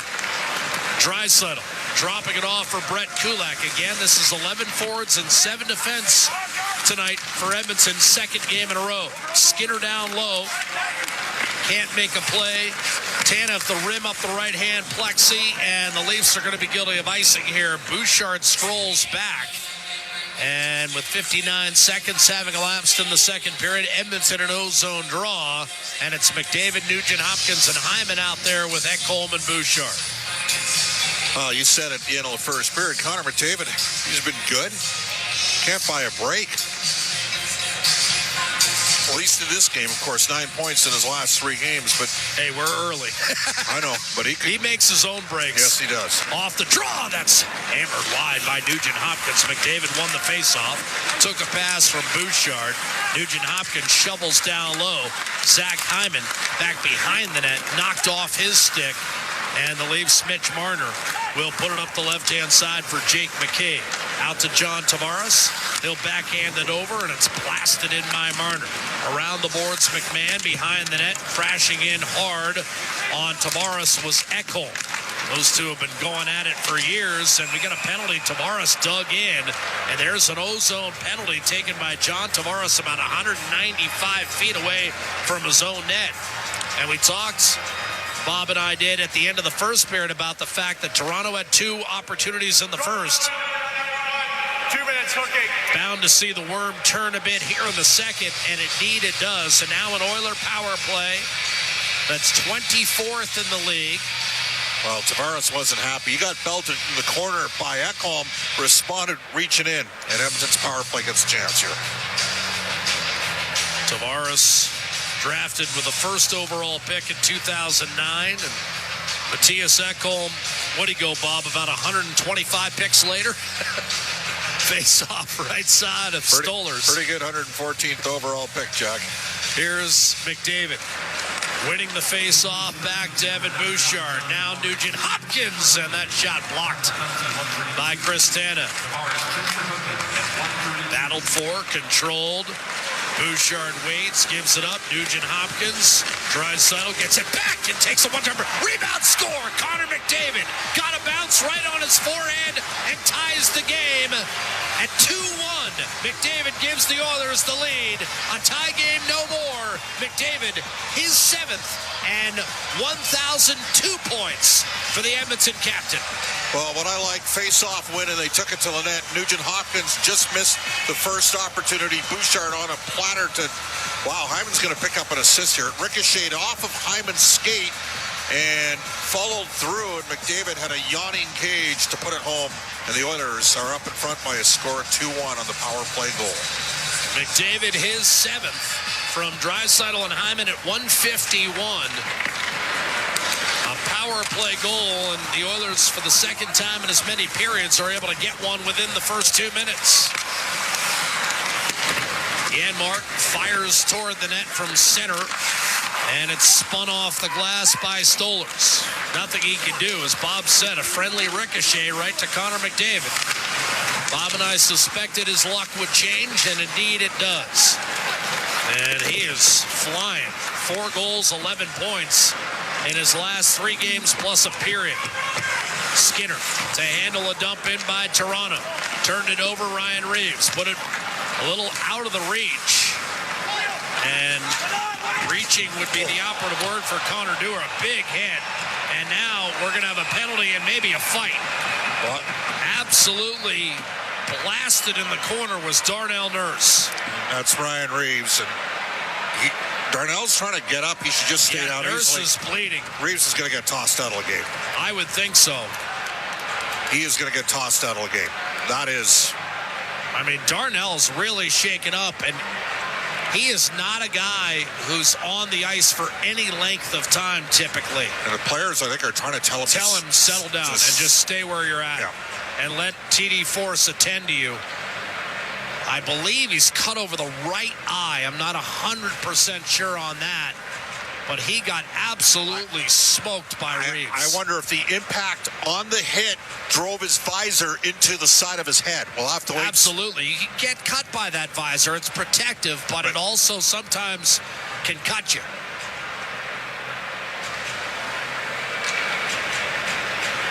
TD Force carefully looking at Darnell. I think the cut is near his right eyebrow. He's I'm going to be surprised. Reeves came flying in, and so are they going to? It was a left shoulder that caught Nurse on the right side of his face. Toronto penalty number 75, match penalty, 5-minute illegal check to the head. There it is, yeah. Left shoulder to the right side of the face. And the way Nurse went down, I think you're right. He didn't go into the boards with any sort of force to draw the cut. I think that visor got him. I'd be stunned if Darnell's back in this game. I mean, he's needing a lot of help to get off the ice here. Reeves assessed the 5-minute match penalty. He's gone. And he was genuinely concerned about Darnell Nurse. You'd recall in one of Darnell's first couple seasons when Ryan Reeves was in Pittsburgh, they fought. I'm wondering whether Nurse was hit so hard. Did he have a chance to brace himself? Did his head make contact with the ice? That might have been Yeah, because, I mean, he was blasted. Well, it was a blindside hit and a check to the head. If you're Edmonton, you got to make him pay here. Well, you've got a 5-minute match to deal with, so it's continuous. You can score as many as you wish. 1950s Montreal Canadiens rules with that penalty. And what a time it would be for that Oiler power play to get fully on track. They've already converted once in this game, and it gave Edmonton the lead just a few minutes ago. I think the visor off the ice. Off the ice. Because I think he protected himself enough so his face didn't hit, but I think the visor came back up and cut him. So McDavid and Hyman stacked in the slot. Draisaitl burrowing through on the face-off. McDavid able to take possession, curl it back to Evan Bouchard. Nugent-Hopkins between the hashes. Here's a shot by McDavid, and that was blocked. Rebound Bouchard. Edmonton leading 2-1. Looking to extend. Bouchard to McDavid. Towed aside by Stolarz. That was kind of a half-shot, half-pass as he was trying to locate Hyman. And the Leafs get a clear up the left-hand side. Bouchard takes a puck from Skinner, drops it back for McDavid. Right to left, he'll gain center. In over the line, Nugent-Hopkins turned it over. And now up the right-hand side, you've got Holmberg. Little give and go with Matthew Nyes, run into by Draisaitl. Under control, he'll find Zach Hyman. Churning the legs over the line, left wing. Hyman on his backhand, pressure from Joni Hakanpää. Back to the point. Grab by Draisaitl. Nugent-Hopkins angles one off the boards. Draisaitl.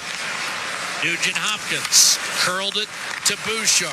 Up top, pressure from Holmberg. Draisaitl and McDavid trading the puck now on the right-hand side. Bouchard at the point. Nugent-Hopkins left circle. Wrist shot off the blocker of Stolarz. Rebound handled by McDavid.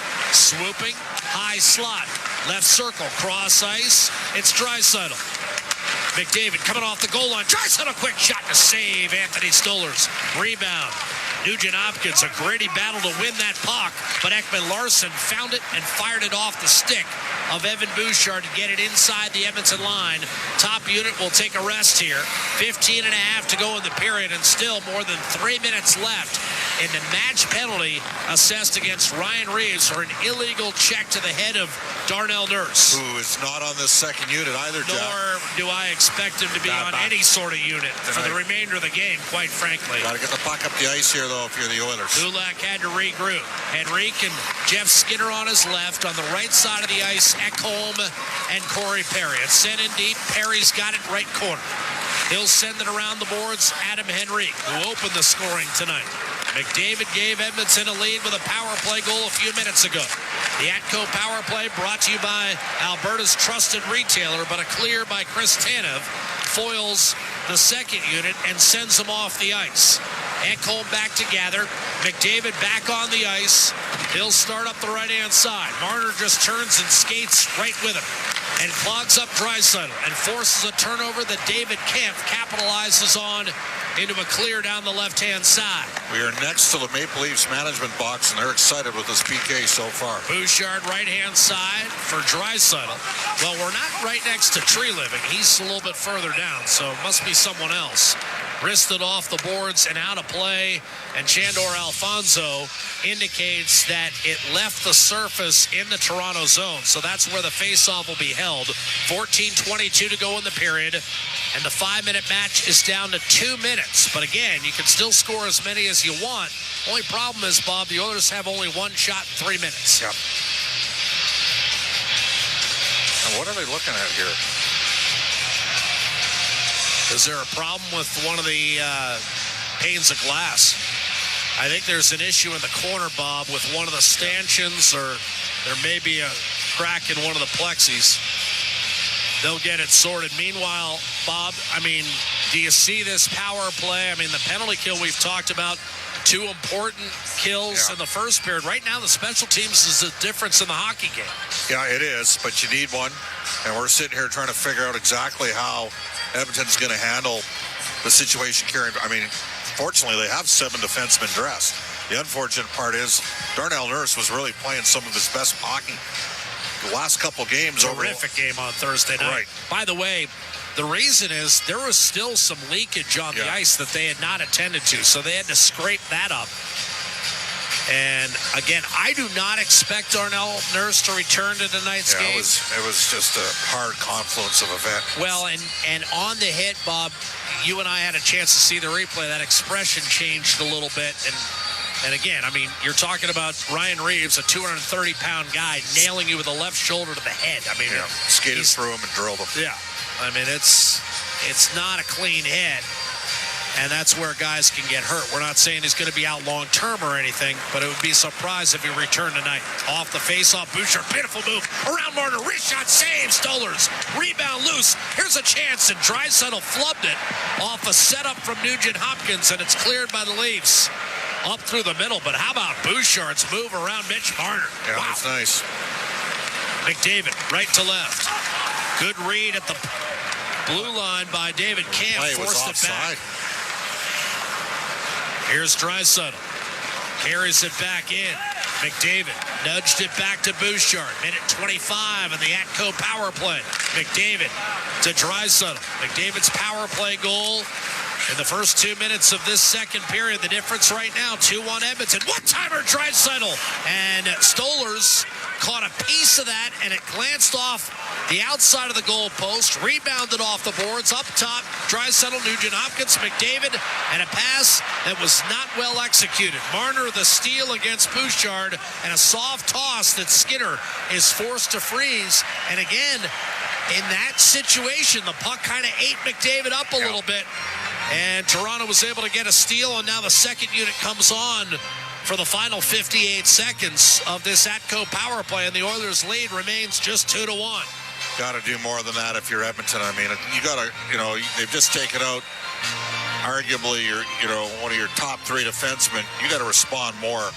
Well, not arguably, he is one. There's no debate. One of the top 3 defensemen, and a guy that plays huge minutes, and a guy that's stuck up for a lot of players over the years. And The Oilers don't have a lot of toughness in their lineup. The way you got to respond is by making your power play lethal.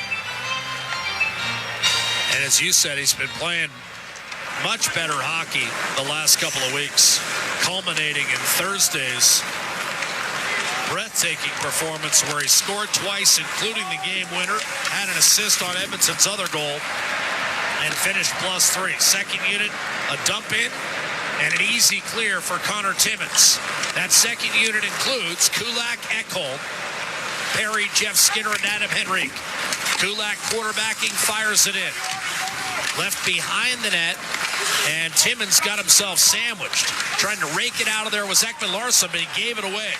Ekholm to Kulak up top. Ekholm one-timer, and that stayed out. Ricocheted into the corner. Kulak behind the net, Jeff Skinner finds Henrique. 10 seconds on the power play. It's Ekholm. His pass was tipped. One-handed out of the zone, and Toronto has killed it off. Matthew Knies.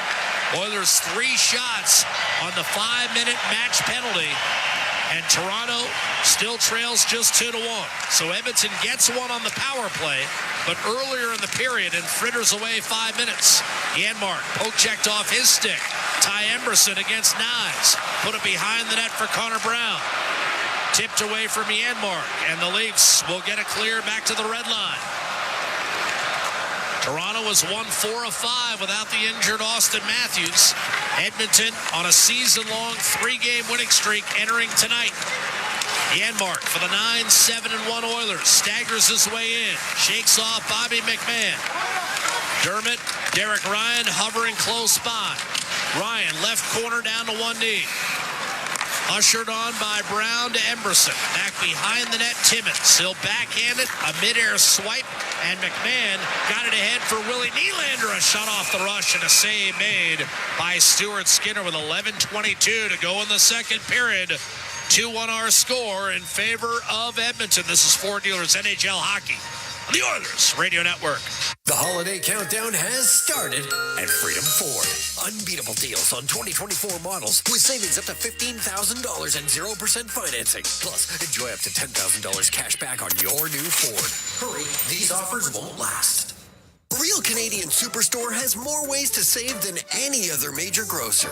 Check out their weekly flyer for PC Optimum offers, deals on club size, no name, and always low-priced everyday items.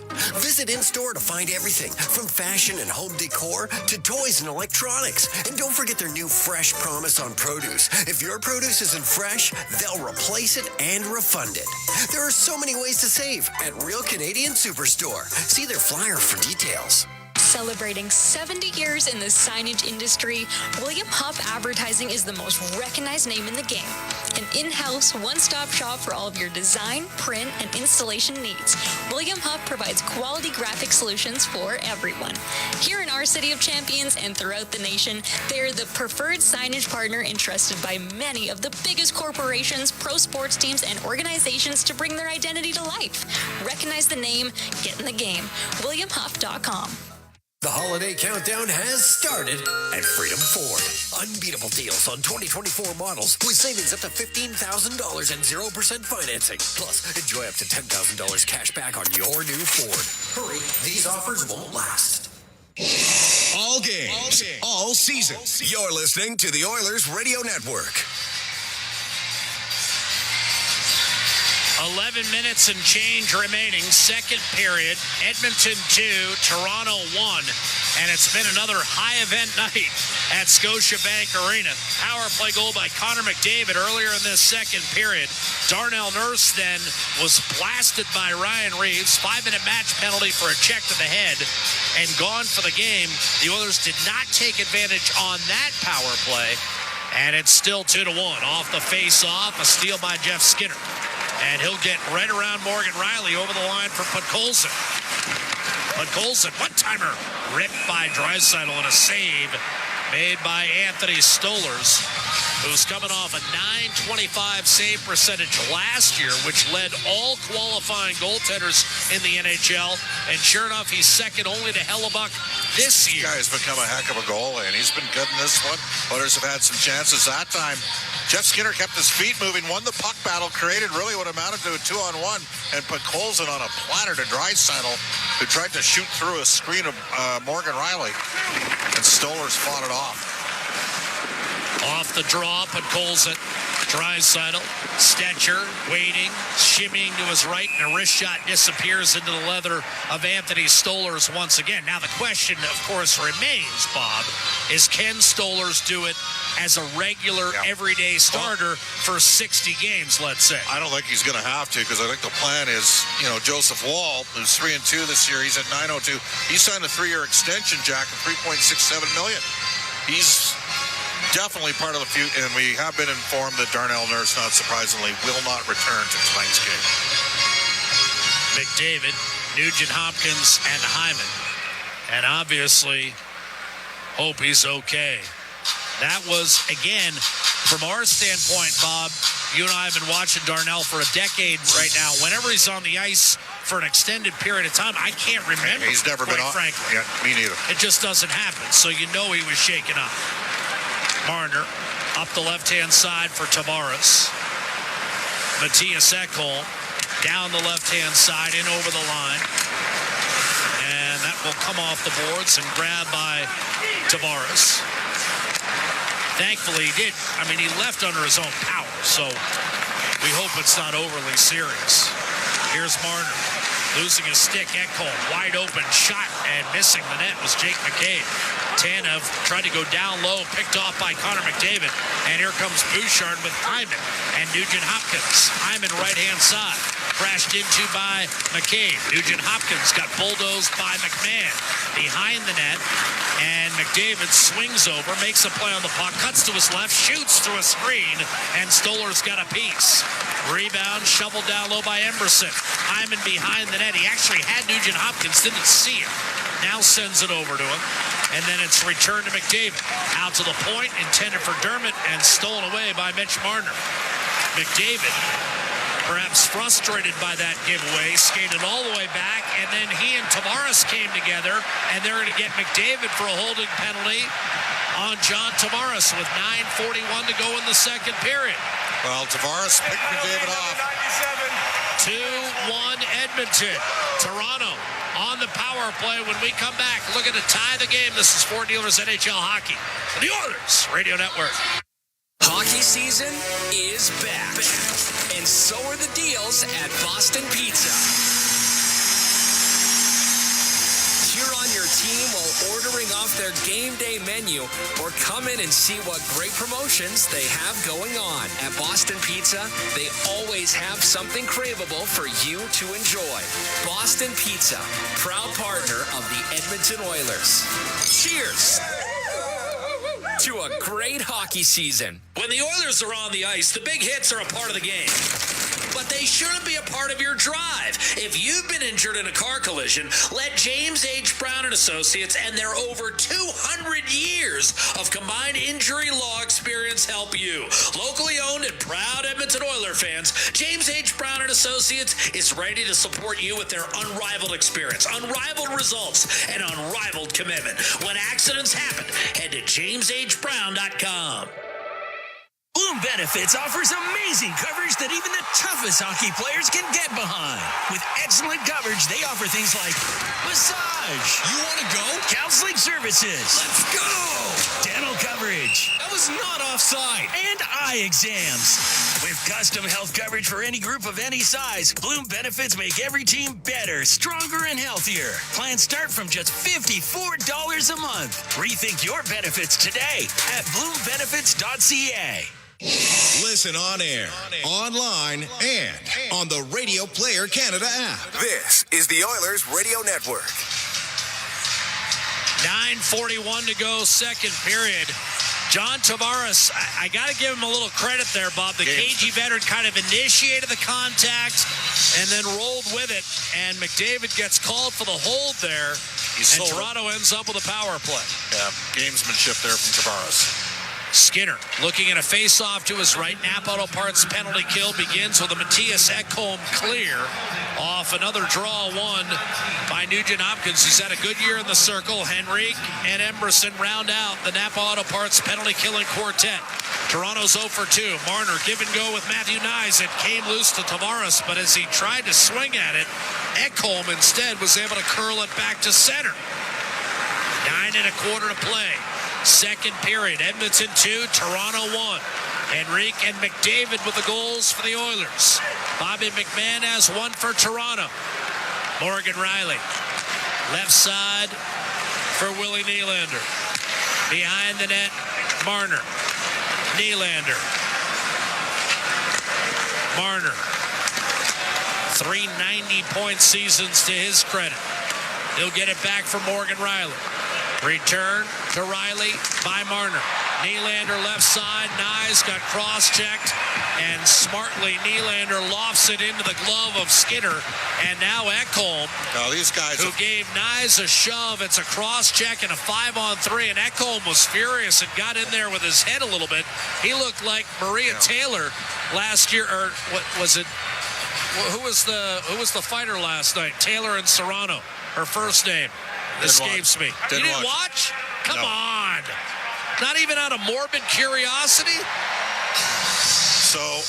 But you're right. It got in. No, that's a cross-check. No, he cross-checked him, but he was. I don't think he sold that one. Tavares sold it. That wasn't a sell. But there's a situation where Ekholm was still upset from the previous shift when he had his stick hacked right out of his hands. Correct. But I'm just saying that penalty was not a sell job by Matthew Nyes.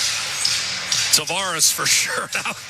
Ekholm earned that one. I'd rather have a 5-on-3 than a 5-minute power play, and that's what the Leafs have here. And off the draw, it's going to be cleared by Kulak, though. Again, Nugent Hopkins has had a tremendous year in the circle. Riley back to get it. So a 50-second 5-on-3 now. Marner left circle. Emerson, Nugent Hopkins, and Kulak. Again, reflective of Emerson's improved play in the last couple weeks that he's out there. One-timer, and Nugent Hopkins with the active stick on William Nylander. 8:14 to go in the second period. And as Rob Brown mentioned during our pregame show, it's not as though a lot of things are going right offensively for Nugent Hopkins, but already in the 40 seconds that the Oilers have been down 2 men, he has been invaluable, and he comes back onto the ice with a new stick along with Kulak and Stetcher for a face-off against Tavares to Skinner's left.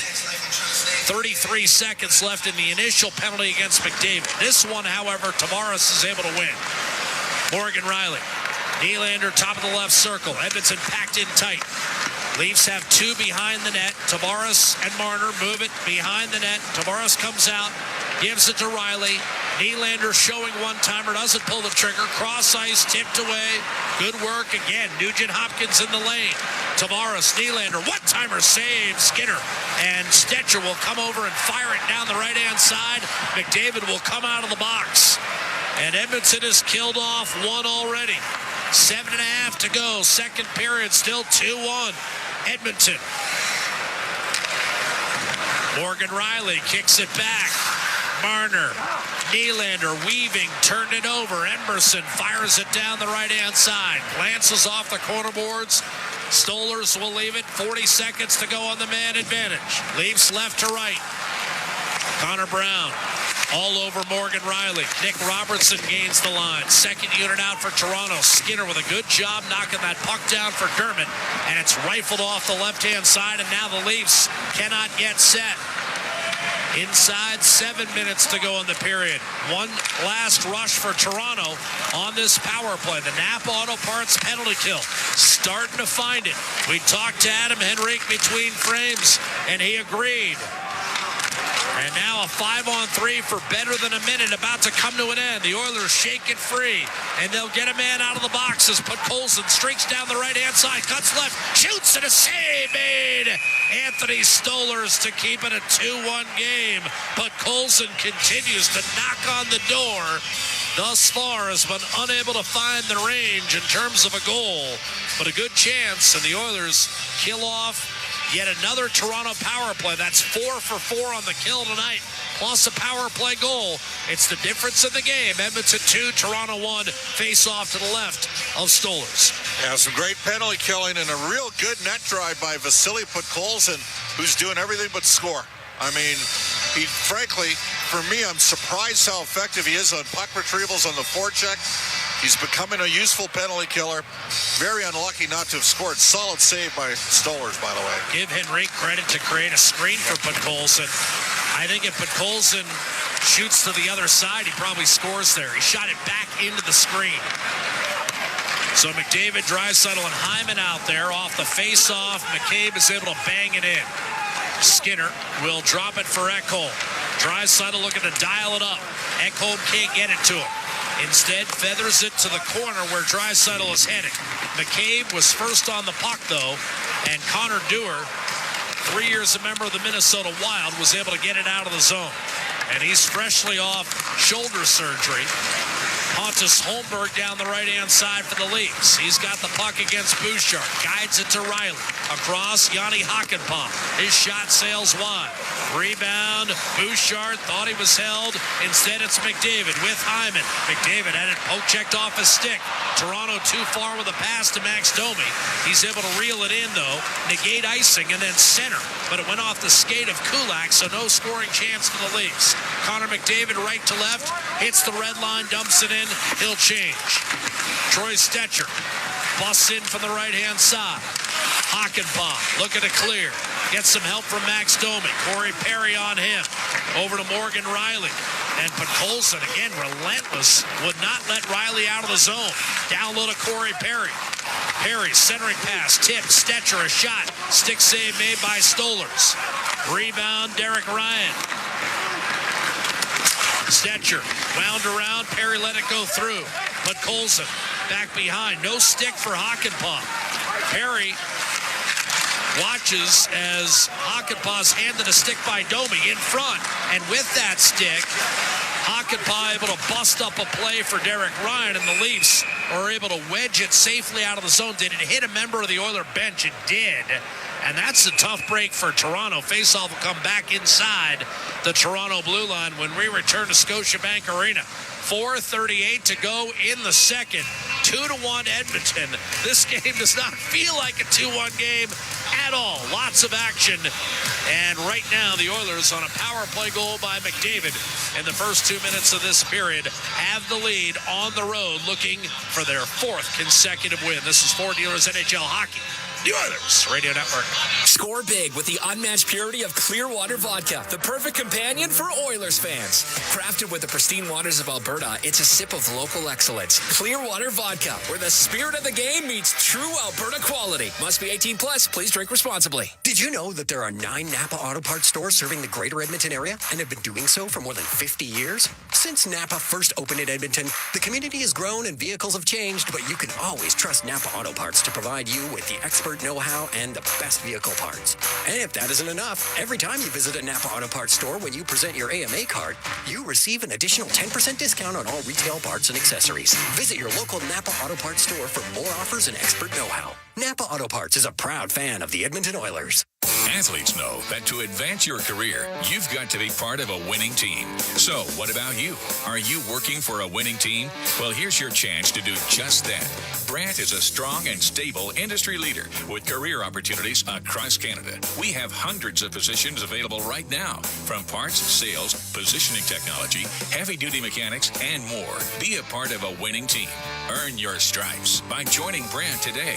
Find out more at BrandtJobs.com.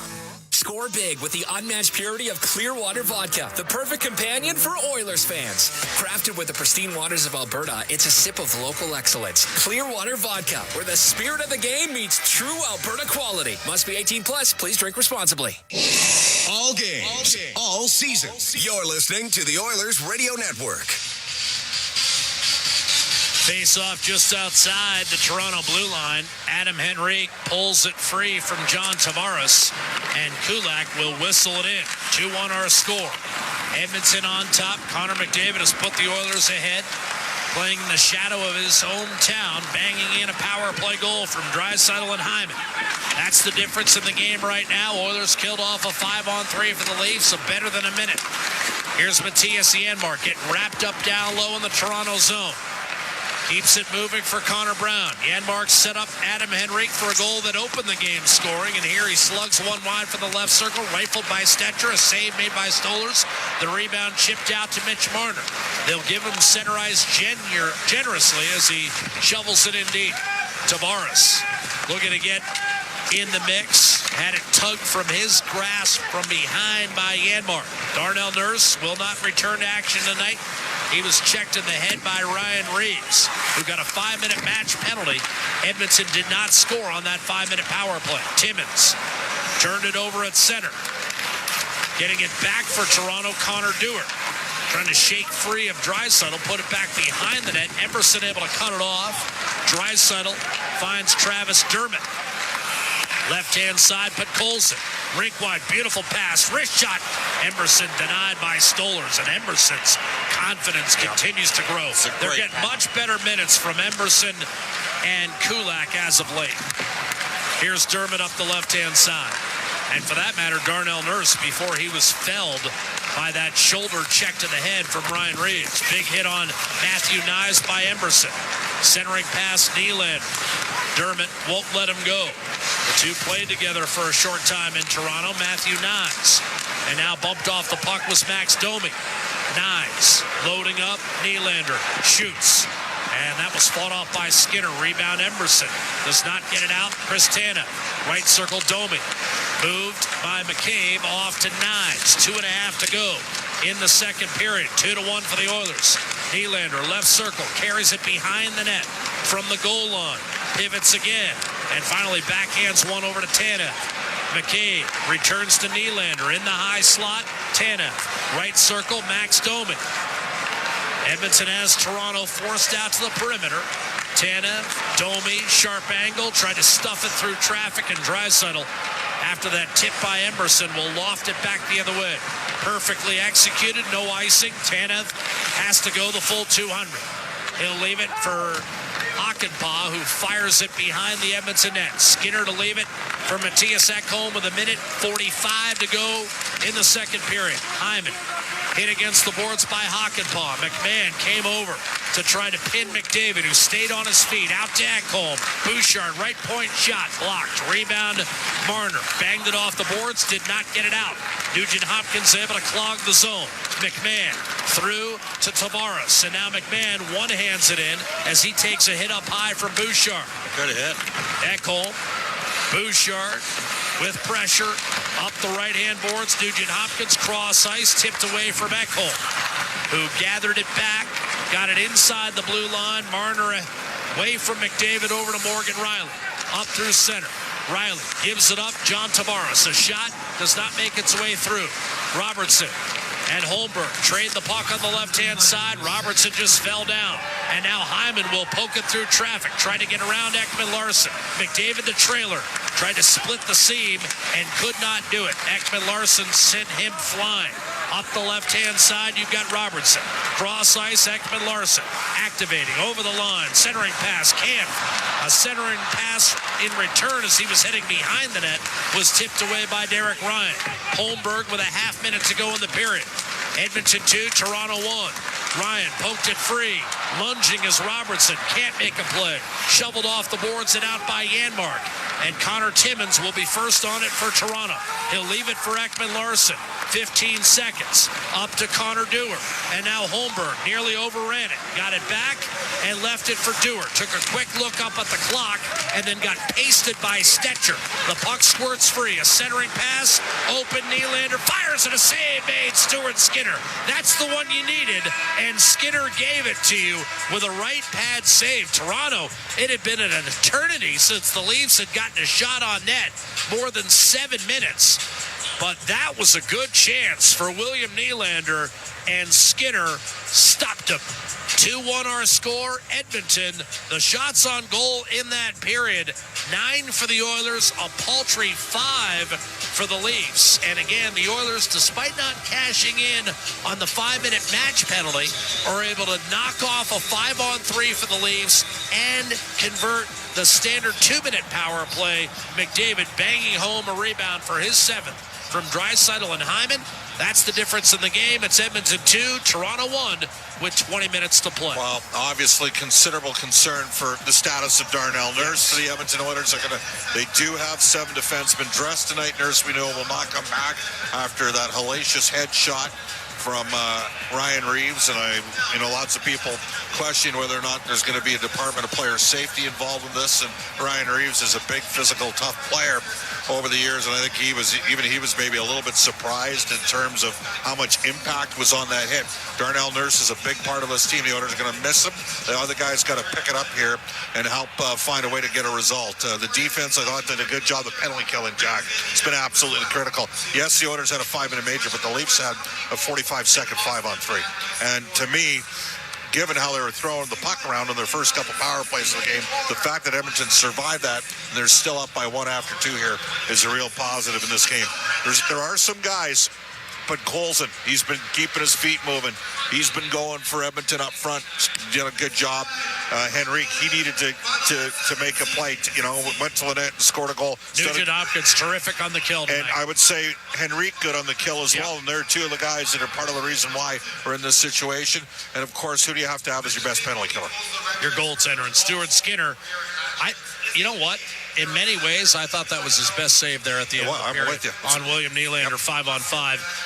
McDavid, the difference right now, Edmonton this year, 6-1-1 when leading after 2 periods. The Toronto Maple Leafs, again, trailed 3-1 with 5 minutes to go on the second of a back-to-back.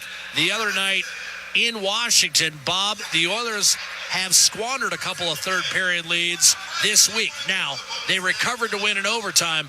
What, in your opinion, do they have to do to close this one out? I think they got to keep trying to score.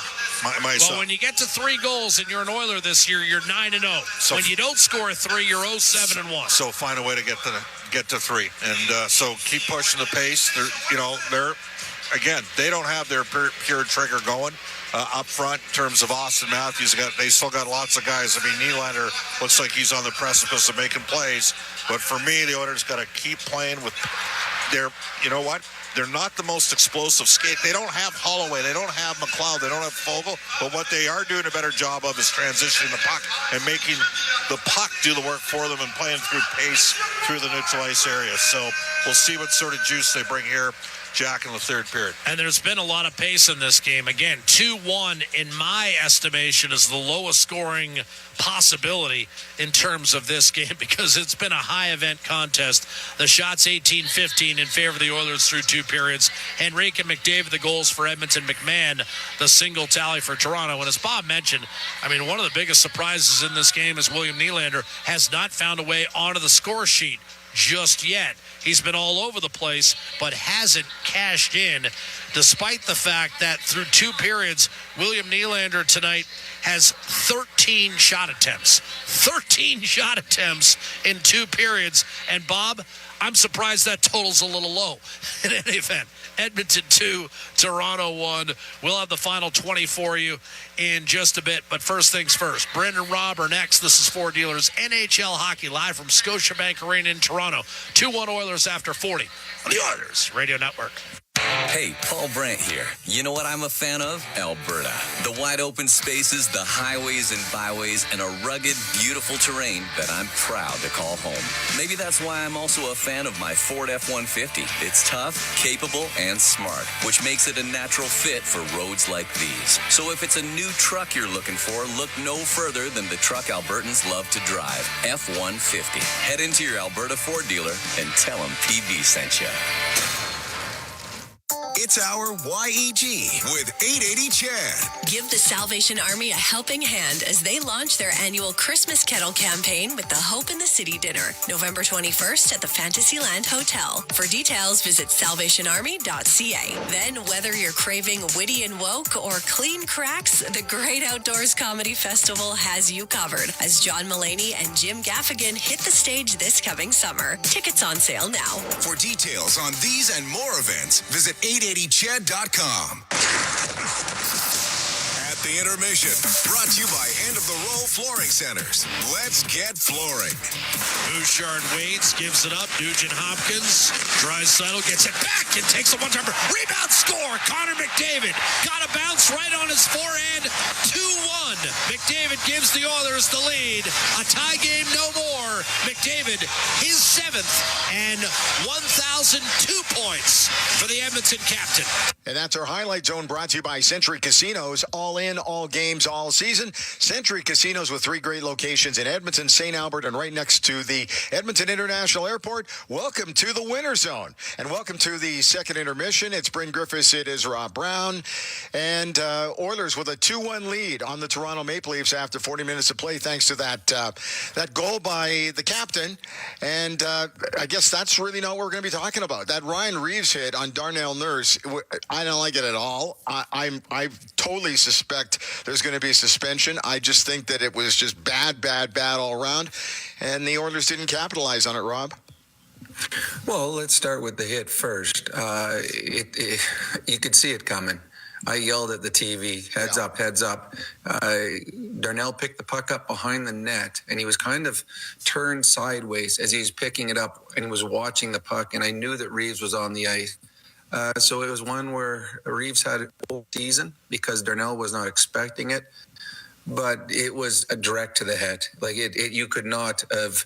I mean, if you're going to go around at the beginning of the season and show teams hits you cannot do, that's one. This would be your lead story right here. It was vicious, it was dirty, and obviously it knocked out Nurse out of the game and possibly longer. I believe it'll be an in-person review where they'll bring him in to the NHL offices, which means it's a 5 games or more. Right. And that to me is what it is. It's 5 games or more for that hit. You can't have that in hockey.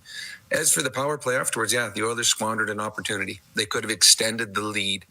That's one where one of two things happen. The team that loses its player and they're like, you know what, let's make them pay. Let's score 2, let's score 3. Right. That'll happen. Or the teams, the Leafs for this example is, all right, this game is over if we don't kill this off.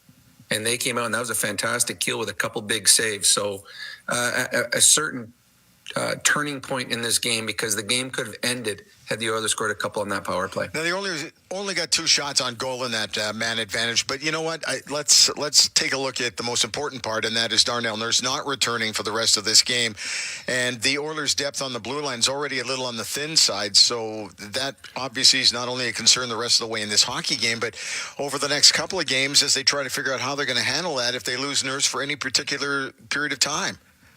Well, I mean, the one thing the Oilers have tonight, they had 7 defensemen dressed. So it's not as though anyone's going to get extended minutes or have to play more simply because they've already got 6 other defensemen to jump in. Anytime you lose any player, but certainly a player that plays big minutes, it's going to affect your team. Maple Leafs tonight playing without their best player in Austin Matthews. You find a way to overcome. So the Oilers tonight have the advantage of having 6 defensemen already in the game. And then we'll see what happens tomorrow and whether or not Nurse will play Monday and Tuesday. But every morning you wake up, you look at the wire, every team is losing players. There's injuries all over the place. The Oilers are just no different now as Darnell Nurse is out of this game, and the Edmonton Oilers have to overcome it. And they are good enough to overcome any player being gone for any extended period of time. And there's going to be guys getting minutes tonight. They're going to be excited about the opportunity, and we'll see if they're capable of bringing this one home. PKs look pretty solid tonight. Actually, the thing that's amazing to me is taking a look at Ty Emberson's numbers with the PK. He's leading. I'm just double checking the numbers right now. He is leading time on ice on the PK at 4 minutes and 41 seconds, which is, it's great to see him starting to find an area that maybe he can specialize in. Well, and then you throw in the fact that one of your main penalty killers, Nurse, is not in the game. And then Matthias Ekholm was gone for 2 minutes of a penalty kill. So those guys right there would have eaten up a lot of those minutes. In just what we talked about, certain players have to step up. They're going to be put in positions they're not normally in. Troy Stetcher was out there for a penalty kill. He normally wouldn't be getting big minutes on the penalty kill, but you're running out of players. For that 5-on-3, they had no Ekholm, no Nurse. Those two start your 5-on-3 against. So all of a sudden, you're looking for somebody else that you can throw out there, and they got it done. Penalty kill, big penalty kill for the Oilers. It's a 5-on-3 against a power play that though they didn't score the first couple opportunities for Toronto, they had a ton of great chances. If the Oilers win this hockey game, you can look back to that 5-on-3 that they killed off is a big reason why. Okay, Brownie, we'll talk to you coming up on the post-game show, okay? Sounds good. Oilers leading after 40, 2-1. We'll take a break, and we will come back with more. At the Intermission is brought to you by the End of the Roll Flooring Centers. Let's get flooring. So we're coming back with more. This is your Ford Dealers NHL Hockey on the Oilers Radio Network. Chemco is more than just a trusted local name. Chemco has been building industry across Canada for more than 60 years. From engineering through to commissioning, construction, maintenance, and beyond, Chemco's multidiscipline approach stands firmly on the belief that Chemco cares. It's not just what they do, it's how they do it. Visit Chemco.com and discover how they can support your project today. Chemco, proud fans of the Edmonton Oilers, serving and supporting communities across Canada for over 60 years. Rogers is Canada's fastest and most reliable internet. We're made for Oilers fans. You can stream Brown's scoring down in the basement. And there it is! Watch Leon light the lamp in the living room. Spectacular! Connor scoring in all corners of the house. And Nurse notching a game winner in the nursery. Very quietly, of course. Rogers, proud partner and fan of your Edmonton Oilers. Edmonton comes all the way back! Pizza 73, the official pizza of your Edmonton Oilers. Loyal to the oil, in Edmonton we trust. Rising to the top like a pizza crust. Got the flavors to play, yeah. Cooking on ice. Hunger happens, gotta score a slice. Let's go Oilers, E-Town unite. Ice District to Jasper, downtown to White. Wearing orange and blue, game on the street. Make the right call, Pizza 73. Let's go Oilers. 737373, Pizza 73. With Global News, I'm Thomas Dias. The wildfire-stricken resort town of Jasper is bracing for winter. It's been 3 months since residents there were able to return home after a wildfire destroyed a third of the town and forced a nearly 1-month evacuation. Jasper Mayor Richard Ireland says the community will face major hurdles over the extremely cold months, but the community remains optimistic. Yes, there are huge challenges ahead of us. The rebuilding is just about to begin, so debris removal is underway. That has been a tremendous relief for so many people just to see that activity now taking place, and people are starting to make plans for their homes. That brings a sense of optimism despite the challenges that are faced. Ireland says the local business community is also hoping to see lots of visitors like yourself this winter, since they normally rely on the busy summer tourism season to make it through the slower winter months. News on demand at 880ched.com. Weather forecast? Ugh. Savings forecast? Cha-ching. Save up to $225 on a set of 4 Select tires, plus a bonus $50 off any service of $150 at Fountain Tire until December 14th. Restrictions apply. Fountain Tire. We're on this road together.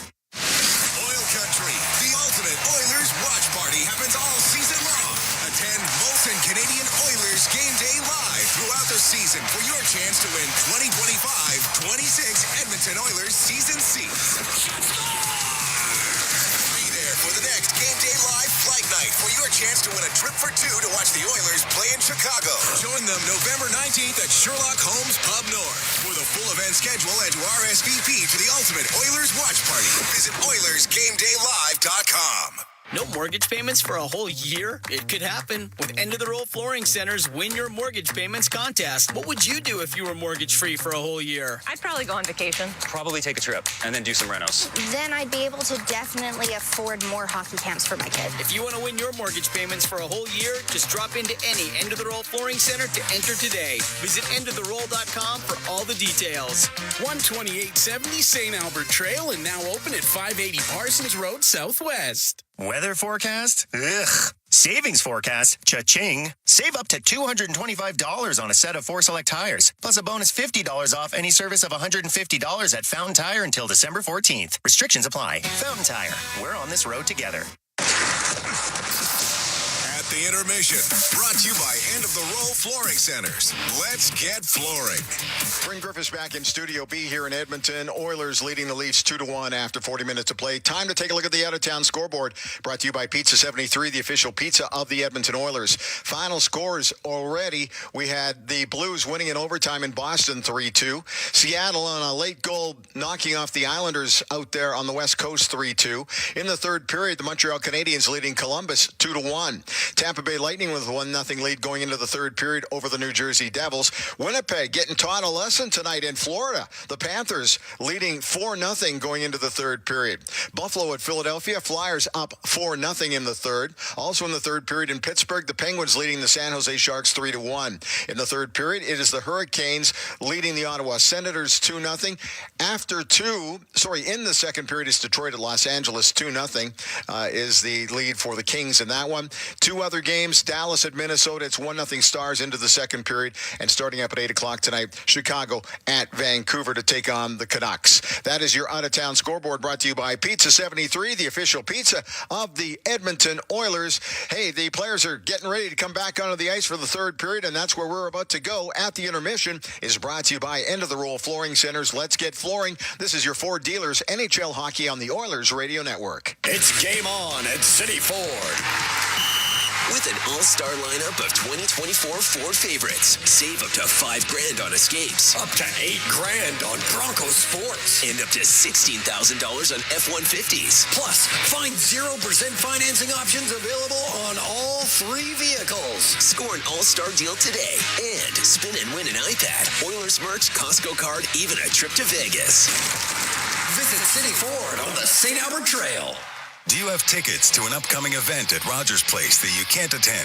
Donate your tickets to the Edmonton Oilers Community Foundation Seats for Kids program, presented by Eagle Builders. Seats for Kids provides unused game tickets for charities, allowing children and families to enjoy hockey at Rogers Place. And for many, a once-in-a-lifetime opportunity. To be a part of the Seats for Kids program presented by Eagle Builders, please email edmonton@kidsupfront.com. That's edmonton@kidsupfront.com. MIC is a leader in medical imaging and the official medical imaging provider to the Edmonton Oilers. Make MIC your choice. Whether you're a professional athlete or a weekend warrior, the game doesn't stop for injury. MIC's sports medicine imaging specialists can help you get back in the game with a timely and expert diagnosis. Go where the pros go. For a location near you, visit mic.ca. Listen on air, online, and on the Radio Player Canada app. This is the Oilers Radio Network. 2-1 hockey game. The Edmonton Oilers lead the Toronto Maple Leafs. We're pleased to report that although he will not return to the game tonight, Darnell Nurse is fine, kind of joking with the trainers a little bit. So it sounds like everything's going to be okay in terms of a long-term situation. Short-term, tough to tell whether he'd be ready or not for Montreal on Monday, but certainly lucid and his normal, rather jocular self in the Oilers dressing room. McDavid between Nugent Hopkins and Hyman as we begin this third period with Ekholm and Bouchard defensively. Edmonton a 2-1 lead. McDavid the go-ahead goal. Power play tally. The Oilers have scored in the first 2 minutes of each of the first 2 periods. Up the right-hand side, off a Toronto dump in. You've got Nugent Hopkins just missing McDavid and backing off Mitch Marner. Puck poked free and flipped in by Zach Hyman. Shots are 18-15 Edmonton through 2 periods. Toronto limited to just 5 in that second period as the Oilers have gotten a good job getting in lanes. Nylander 13 shot attempts in 40 minutes. That's 3 off a career high, but only 4 have actually made their way on net.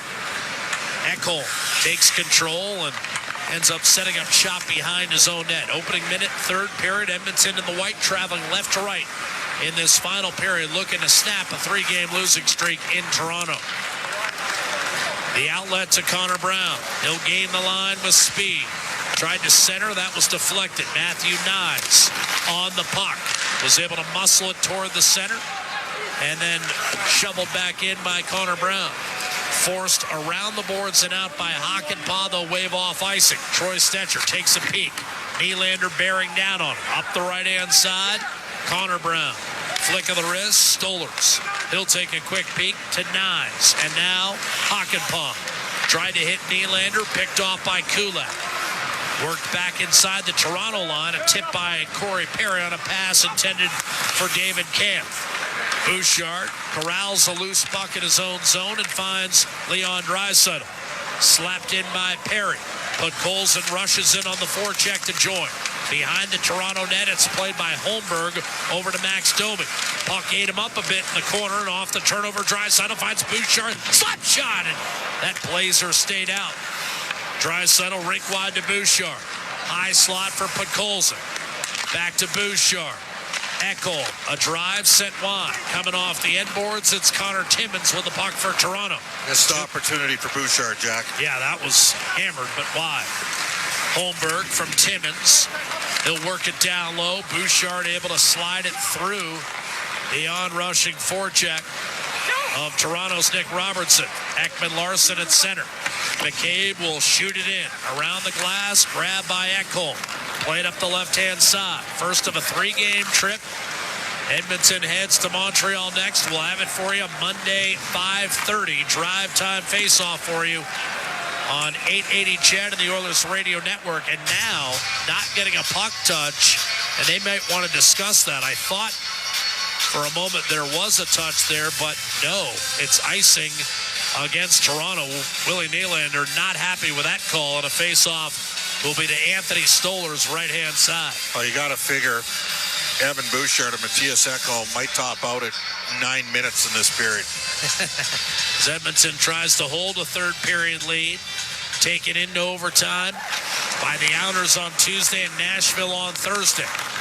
They won them both. Nurse won the game on Thursday. Draisaitl is third OT winner of the season on Tuesday. McDavid a steal, a wrist shot, and that was blocked. A painful one by Jake McCabe, and a big hit on Connor Dewar. And again, it was Ty Emberson. Lead pass, right wing. McDavid drop pass. Hyman, a shot that changed up on Stolers, but hit the side of the net, and McMahon will streak down the right wing for the Leafs. Well defended by Ekholm. In fact, McMahon appeared to shy away from some contact there. Ekholm up to McDavid. Wristed out, but not out of the zone. Held in by Ekman Larson. His shot was blocked. McMahon twisted up by Stetcher and cleared by Hyman with help from McDavid. Mitch Marner glides back to pick it up for Toronto. He had an assist on the only Toronto goal, which was credited to Bobby McMahon. Banged off the side of the net by Camp. He'll get it back from McMahon. Marner, left corner, centers off the side of the net, and Skinner watches as that puck eventually tumbles into the corner. Skinner didn't have a stick. Ekholm brought it back to him, and then a big hit by Timmins as he crashed into Derek Ryan. Skinner heading for the net with a wrist shot off the blocker of Anthony Stolers, and now McMahon does well to clear the zone for Toronto. Bouchard to Jeff Skinner, wrist shot missed again. Rebound came off the end boards, and Stolers watched that pop up the right-hand side for Matthew Nyes. He'll one-handed in deep against Bouchard. Around the boards and a clear, Derek Ryan. Center ice. Tried to cross. Broken up. Janmark conservatively black to Brett Kulak. 4 1/2 gone by in the third period. Edmonton 2, Toronto 1. Kulak shoots it in. Riley tied up against the boards. Matthew Nyes off the floater, able to bring it as far as center, but Connor Brown tucks it back in. Brown, another guy who's been instrumental on a kill that has now erased the last 8 power plays for the opposition. That's been the story tonight. Special teams. Oilers with a power play goal and 4 successful kills. Nylander trying to get through Janmark, who bodied him up and allowed Ekholm to swoop over and deliver a pass to Emberson, which is then golfed outside the zone. McCabe will get it back from Tanev for Toronto. But now McDavid tries to hunt down Jake McCabe, who risks it down low. Jake McCabe, Bob, I don't mind saying it, a far better player than I ever thought he'd be. Lead pass left side. Kept improving. Exactly. Here's Stolers. Hard rim up the glass. Marner booted it to the middle of the ice. Tavares overran the play. McDavid gave it right back to Chris Tanev. Here's Marner up the left-hand side. I can't remember a night where the puck has eaten McDavid up more than it has tonight. I think the player and he's still got a goal. Zach, we had a game here earlier today too, right? Yes. Here's Bouchard to Hyman. The ice not in the greatest shape. The Marlies played at 1:30. They play about 3 times a year in the main building, normally at Ricoh Coliseum. Lead pass right-hand side. Marner a wrist shot, and that's deflected up and out of play as we've seen 6 minutes tick off the clock, and Toronto does not have a shot on net yet. Bob wanted to see if Edmonton could close out Toronto. Well, not permitting a shot on goal will go a long way towards doing that. 13:54 left in regulation. It's Edmonton 2. The Leafs 1. This is Ford Dealers NHL Hockey. The Oilers Radio Network. Today you can score at A&W. Enjoy a juicy grass-fed beef mama burger and fries for only $5. Available in-store or on the A&W mobile app at participating locations in Oil Country. This fantastic deal is available all day today at A&W. It's a new era for Ford in Edmonton. Welcome to Big West Ford. Located westbound on Stony Plain Road just east of the Henday, Big West Ford is Edmonton's newest and most exciting Ford dealership. Whether you're after the legendary F-150, the powerhouse 350 Super Duty, or the adventurous Bronco, they've got you covered with exceptional selection and service right here in your city. Big West Ford, driven by you. Visit Big West Ford at 18208 Stony Plain Road or online at bigwestford.com. Experience the exciting casino action in 3 Century Casino locations: Edmonton, St. Albert, and Century Mile. Dine at one of their amazing restaurants featuring daily specials. Take in the ultimate game day experience at the Century Sports Bar and Lounge. Check out the best in live entertainment at any amazing location. Plus, enjoy a great selection of casino gaming options and off-track betting. Feel the thrill of live horse racing at Century Mile Racetrack. Don't miss a second of the action at Century Casino. Come for the action. Stay for the fun. Today you can score at A&W. Enjoy a juicy grass-fed beef mama burger and fries for only $5. Available in-store or on the A&W mobile app at participating locations in Oil Country. This fantastic deal is available all day today at A&W. All games, all seasons. You're listening to the Oilers Radio Network. Less than 14 minutes to play as the Oilers looking to improve their record to 6-2 on the road. After an 0-3 start, Edmonton has gone 9-4-1. The Oilers can climb back into a wild card spot tonight with a win. And yes, there's 60 games remaining. Off the face-off, wrist shot wide, Ekman-Larsson. Glanced off the corner boards, and Toronto will track. Timmins with Stolarz, reminding him that Perry was on him. Draisaitl threw it across to Podkolzin, left point, shot Kulak, and that's snagged by Stolarz. He didn't have much pressure, and the officials very generous, letting him make a play on that puck. That was about 3 seconds later than the quick whistle in overtime the other night against Nashville. Here's Holmberg. Kulak up the right-hand side. Stetcher put it up the right-hand boards. I mean, that was 5 seconds seemingly that Stolarz had that puck. And I think the officials are saying, hey, let's move it. He does. Ekman-Larsson ambles his way to center and fires it in. Stetcher to handle. Off to Ryan Nugent-Hopkins. Smartly chipped back through center. Hammered back in by Ekman-Larsson. Remember, Edmonton is doing this with a lineup. This is where the 7 defensemen kind of come in handy. Poked free. Tanev in his own zone for Toronto. They dressed 11-7 tonight because Victor Arvidsson couldn't play. Darnell Nurse is hurt and out for the remainder of the game, but you still got the full complement of 6 as the Leafs take an icing call up the right-hand side. Bit of an unforced error against the home team, who's sitting at 10-6-2 overall this season and a 7-3 record here at Scotiabank Arena. Now McDavid off that icing call, loaded up with Draisaitl and Hyman. Ekholm and Bouchard, the D pair.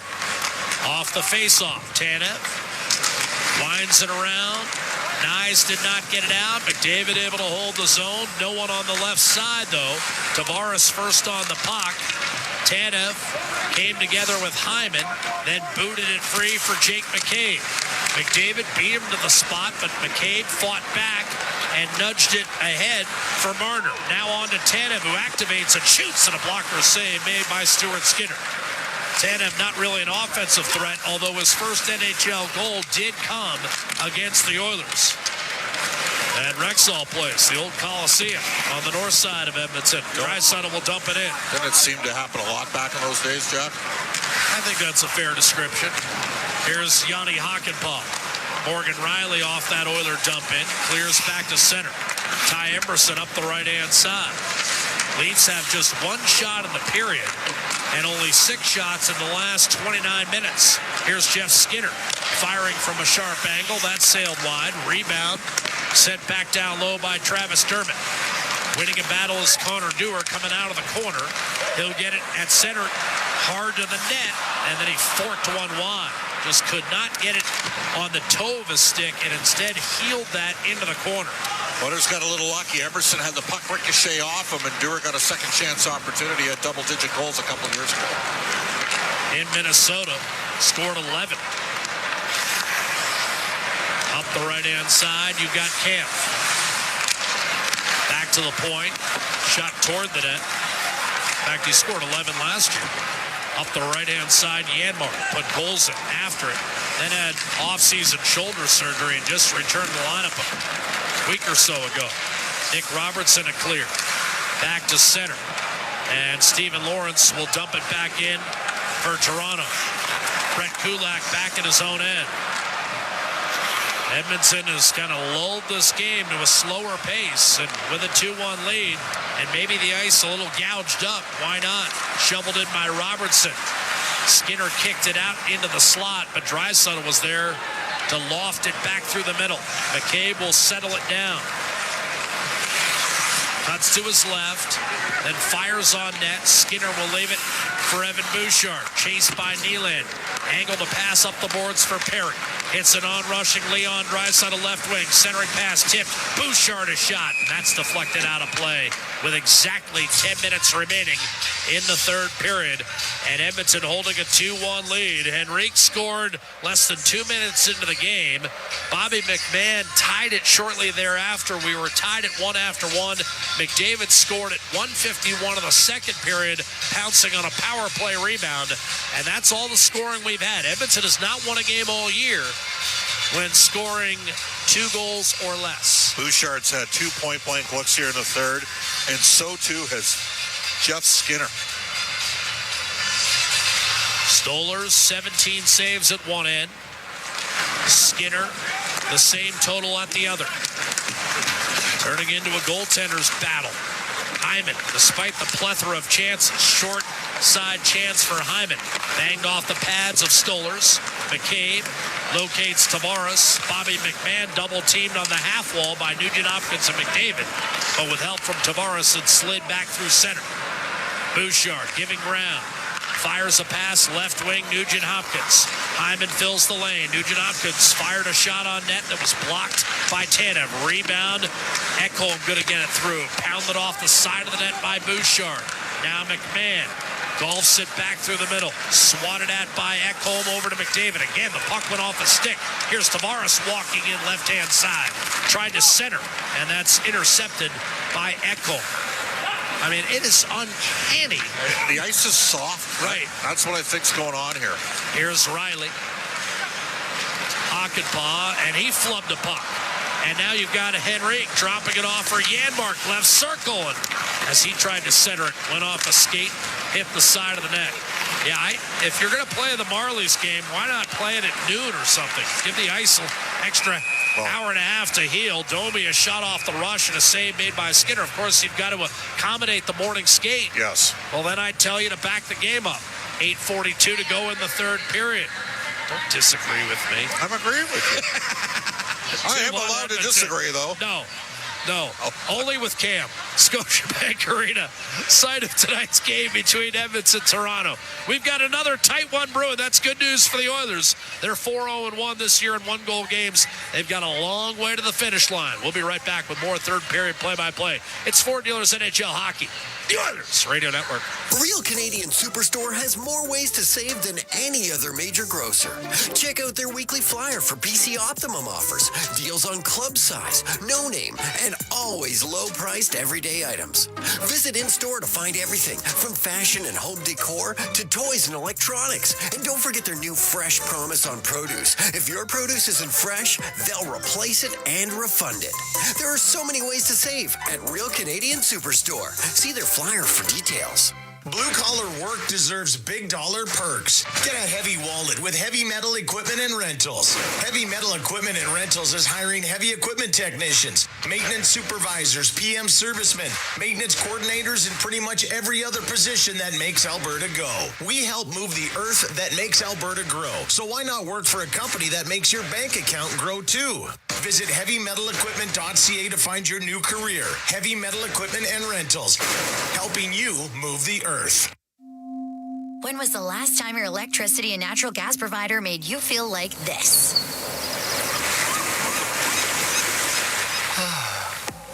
Low rates, no strings attached, year-round perks, and local energy experts who always have your back with Encore by Epcor. Find that carefree energy feeling at encore.epcor.com/carefree. Customers are free to purchase natural gas or electricity services from a retailer of their choice. For a list of retailers, visit ucahelps.alberta.ca or call 310-4822 toll-free. Listen on air, online, and on the Radio Player Canada app. This is the Oilers Radio Network. 2-1 hockey game. Edmonton on top. Looking to go to 10-7-1 on the year and extend its season-long winning streak to 4 games. Off the face-off, Ryan out there with Draisaitl and Vasily Podkolzin. Derek Ryan following the puck into the offensive zone. Podkolzin left it for Kulak. A blast and a save made by Stolarz. Rebound, sitting in the slot, nudge free. Marner, blind pass, got away with it to Nylander. Nylander all over the ice in the first 2 periods. He's been quiet here in the third. Marner, left corner for the Leafs. Out to Morgan Riley, trying to get that puck level. Marner, left point. Again, there was an American Hockey League game played here at 1:30 local time. Blocked Nylander by Draisaitl, off to Podkolzin, center ice, he'll dump it in. Oilers have been stingy once again on the shot clock. They're top 5 in both shots for and against, and tonight they've allowed just 19. Bouchard around the boards, McDavid could not control, came through to Jeff Skinner. Now you've got Corey Perry guiding it back to Skinner. He loads up, right circle, puts it back in the corner for Perry. Tried to move it along to McDavid. Pass was tipped. Dewar able to clear to Chris Tanev. Scrambles to center and shoots it in deep. Stuart Skinner to play the puck for Edmonton. Up the right-hand side, Kampf will knock it down. He's hip checked by Jeff Skinner. McDavid comes over, and as Holmberg falls down, McDavid breaks loose, fires a rocket to Jeff Skinner. But Connor Timmins did a good job of reeling him in, and the centering pass is intercepted by Jake McCabe of Toronto. Max Domi the other way, across the line. Centering pass redirected off of Bouchard, and the defenseman able to control for Edmonton. Fired it off his own man. Here's a shot, score! And it went off McDavid. Would you believe it? Matthew Nyes fires it home. An unassisted goal that ties the game at 2. Bouchard's clearing effort went right off his captain and bounced directly to Nyes. That is his 8th of the year, and we're dead even. Well, Jeff Skinner had the puck on the left side on a long stretch for McDavid. He just needed to pump it down low, and instead the puck got turned over. Then it went all the way back into the Oilers zone. Unforced error from Evan Bouchard. I'm not sure what he was trying to do there, and McDavid couldn't pick it up clean, and Evan knew it right away. And Nyes with a quick shot, and the Leafs tie the game. Something out of nothing for Toronto. And they had nothing going on, not just in this period, but really the last 2. Matthew Nyes unassisted, his 8th. We're tied at 2. The Oilers off the draw. Get it in deep. Nick Robertson unable to get it out against Adam Henry. Connor Brown wrists it around the boards. Brett Kulak plays it down low. David Kampf up the right-hand side, being pressured by Brown. Janmark got in the mix. Good call by Chris Knobloch, in my opinion, to come back with this line after that goal. They've been working hard all night, and here's McDavid back onto the ice. It's been a strange night for McDavid. He's had the puck eat him up a few times, but he also has a goal. Here's Bouchard. He whiffs. This ice, I mean, it's strange. Second effort, got it in deep. McDavid, that pinballed off a few bodies, and now a race for the puck. Bobby McMahon streaks down the middle, picks it up, shoots, and scores. 3-2, Toronto. Its first lead of the night.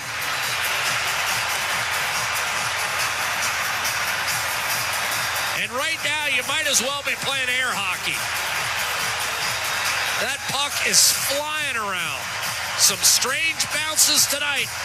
And give McMahon credit. Able to skate in, deke, and score against Stuart Skinner, who decided too late to come out and play that puck. That's incredible what's happened in this game. McMahon's got 2 tonight, 6 on the year. Well, Time 14:07. They're going to have to dig. Face-off win for McDavid against Tavares. Matthias Ekholm looking for the equalizer. Broken up by McMahon at the blue line. A lot of time left. Almost 6 minutes. Bouchard. Back to Ekholm. But this is the first time tonight Edmonton has trailed. And remember, Toronto came back from 3-1 down. Well, that's 5 to go. Here's McDavid. And he risks one wide for the right circle. Rebound Marner. Tanev. On to Bobby McMahon. He'll chip and charge around Bouchard. Won't get through him, though. Ekholm comes over to make a play on the puck for the Oilers. Bouchard a reset. Up the right-hand side, Corey Perry. And now Leon Draisaitl hustles his way into the zone, and a wrist shot off the rush is grabbed at the expense of Corey Perry by Anthony Stolarz. 2 unassisted goals on, quite frankly, freakish bounces. And the Leafs, in a span of 59 seconds, have turned a 2-1 deficit into a 3-2 lead.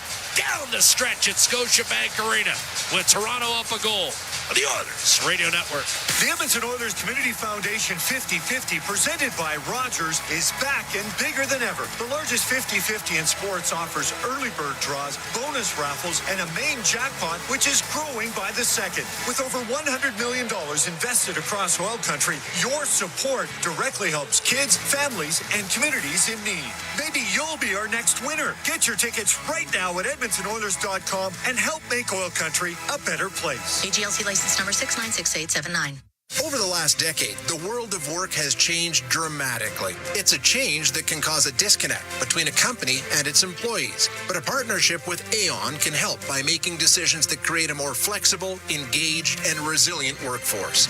Aon's experience and expertise, global understanding, and advanced analytics ensure that every client is better informed and better advised so that they can make better decisions. Whatever the next decade brings, Aon is in the business of better decisions. No mortgage payments for a whole year? It could happen. With End-of-the-Roll Flooring Center's Win Your Mortgage Payments contest. What would you do if you were mortgage-free for a whole year? I'd probably go on vacation. Probably take a trip and then do some renos. Then I'd be able to definitely afford more hockey camps for my kid. If you want to win your mortgage payments for a whole year, just drop into any End-of-the-Roll Flooring Center to enter today. Visit endoftheroll.com for all the details. 12870 St. Albert Trail and now open at 580 Parsons Road Southwest. All games, all season. You're listening to the Oilers Radio Network. 5:06 to go in the third period. Toronto 3, Edmonton 2. 2 goals in a span of 59 seconds. Bouchard, a clear that went off McDavid, went right to Matthew Nyes, boom, in the net. And then, on a puck that caromed off the corner, a race for the puck, McMahon won it, and deked Skinner for the equalizer. McDavid, Draisaitl, and Hyman loaded up. McDavid's return pass to Emerson, in fairness, was a tough play for Emerson to make on his backhand, and he couldn't hold the zone. Kulak back together for the Oilers, who trail for the first time in this one. Good read by McCabe, closing quickly on Draisaitl, and the Oilers must reload once again in the neutral zone. Emerson will shoot it in from center. 4 minutes and 40 seconds to go. Draisaitl had it go through him. So did McDavid. Marner gives it up for Chris Tanev, and the Leafs look to clear. Kulak, a steal at his own blue line. Hyman to Draisaitl, across to McDavid. McCabe will keep McDavid boxed out to Bouchard. And then when McDavid tried to give it back to Bouchard, McMahon able to make the steal. And Marner having been given a pass, will shovel it in deep. Line change for Edmonton. Marner, pressure on Bouchard. The outlet to Corey Perry. He'll poke it into the zone against Ekman Larson. The Leafs look to reverse up the right-hand side. Edmonton has outshot Toronto 24-20, but here comes David Camp. Down the right-hand side, left it, Ekman Larson, a shot to save Stuart Skinner. Rebound loose in the corner. Corey Perry twists it back to Bouchard. And now Ekholm looks up ice. For the outlet, he's got Jeff Skinner. Across to Corey Perry. Good job of fielding that puck cleanly on some shaky ice. Nugent Hopkins now playing center. Tried to shovel it down low. Picked off by Ekman Larson. And Nylander will dump it back to the red line. That time, Nugent Hopkins was centering Skinner and Corey Perry. Now it's Henrique, Brown, and Janmark one more time. Henrique in from the right-hand side. The puck jabbed at him. Nylander thrusted twice, but could not get it out. Troy Stetcher will give it up for Matthias Janmark. Heading for the net. Hard drive, center pass. What a save! Stolarz absolutely robbed Adam Henrique, his one-time teammate in Anaheim. Here's a fake blast by Janmark. He'll curl, center, and this one is stolen by Domi. Put too much on it. But it landed softly at the Oiler blue line, and because of that, the reverse backspin, Kulak has to regain and settle. With 2:45 remaining, that was a spectacular save on Henrique. Janmark's been the Oilers' best player, Jack. Here's Leon Draisaitl working his way in from the left-hand side. Fires across. Bouchard a shot. That was tipped. Rebound on the half wall. Draisaitl let it go through to Ekholm. Now Bouchard steps in again. Moves to Connor McDavid. Top of the circles. The Oilers pressing for the equalizer. Draisaitl a shot. And a sprawling save. Rebound. The Leafs clear it off their own bodies and can't get it out. Two chances. Here's Ekholm, another shot blocked. Skinner heads for the bench. Tanev muffed to clear back to center. Skinner returns to the pipes. McDavid walks back in. Draisaitl waits, dishes. One-timer, Bouchard redirected. Skinner's back on the bench. Extra attacker on. Pulsating action. Draisaitl on the goal line. Less than 2 minutes to go. Toronto up 3-2. A deflected pass out to Bouchard. Fires across to Connor McDavid. The game hanging in the balance. McDavid left circle. Centers. Draisaitl loads. Fires. Blocked. Rebound. Ekholm to Bouchard in the high slot. McDavid loading up again. Spin move on Tavares. Drops it. Draisaitl centers. Quick shot. Nugent Hopkins rebound. Score. Draisaitl's tied the game with 1:29 to play. What a flurry from the Edmonton Oilers. They were all over the Maple Leafs. And Edmonton gets a fortuitous bounce. Net drive, Connor McDavid. Draisaitl in front to Nugent Hopkins, and the puck went back to Leon, and he swats it home. 13th goal of the season. We are tied 3-3. 1 minute, 29 seconds to go. And it's 3-all. Draisaitl from Nugent Hopkins, and we believe McDavid. Greg Berube calling the referee over. Draisaitl has moved into a tie for the league lead in goals with Sam Reinhart with those 13 goals that Bob mentioned. Reinhart got 3 assists tonight. Florida pounded the Jets 5-1. That's 2 losses in a row for the Jets. They're slumping at 15-3. 5-0. Not 5-1. Jets didn't get a goal. So, with 1:29 to go, we're ready for the resumption of action. The equalizer scored with 1:29 left. The puck lobbed in off the draw by Edmonton.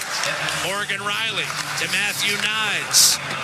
Shot back in by Connor Brown. Stolarz will give it up for Ekman Larson. Brown the steal. Centers for Mitch Marner. McDavid with a second assist, now 11 points in his last 4 games. Bumped in by Nides. Final minute of regulation, we are tied at 3. Stetcher up the right-hand side. McCabe tried to shovel it toward the Edmonton net. It's held in high slot by Mitch Marner. Rolls off a screen. Can't get away from Adam Henrique. He waits. He pivots. He shoots into a crowd. Blocked in front. Rattled around. Marner lunging. Could not maintain. Connor Brown with a soft chip back to center. Riley over to Jake McCabe. He'll dump it back in. Toronto could not hold a 3-2 lead with a buck and a half to play. Now Edmonton looks for the win in regulation. 20 seconds to go. Draisaitl. Here's a shot and a save made on Podkolzin by Anthony Stolars. The rebound poked out to the point. Another shot at Ekholm. And Stolars put that one out of play with 13 seconds remaining in regulation. Might as well go for it now. And Chris Knobloch will. Sending McDavid and Hyman over the boards to join Draisaitl, Ekholm, and Bouchard. And an O-zone draw coming to the right of Stolars. Only Connor McDavid could have a goal and an assist on a night where the puck seemingly has done nothing to help him out. You nailed it. Here's Draisaitl. Lining up against John Tavares.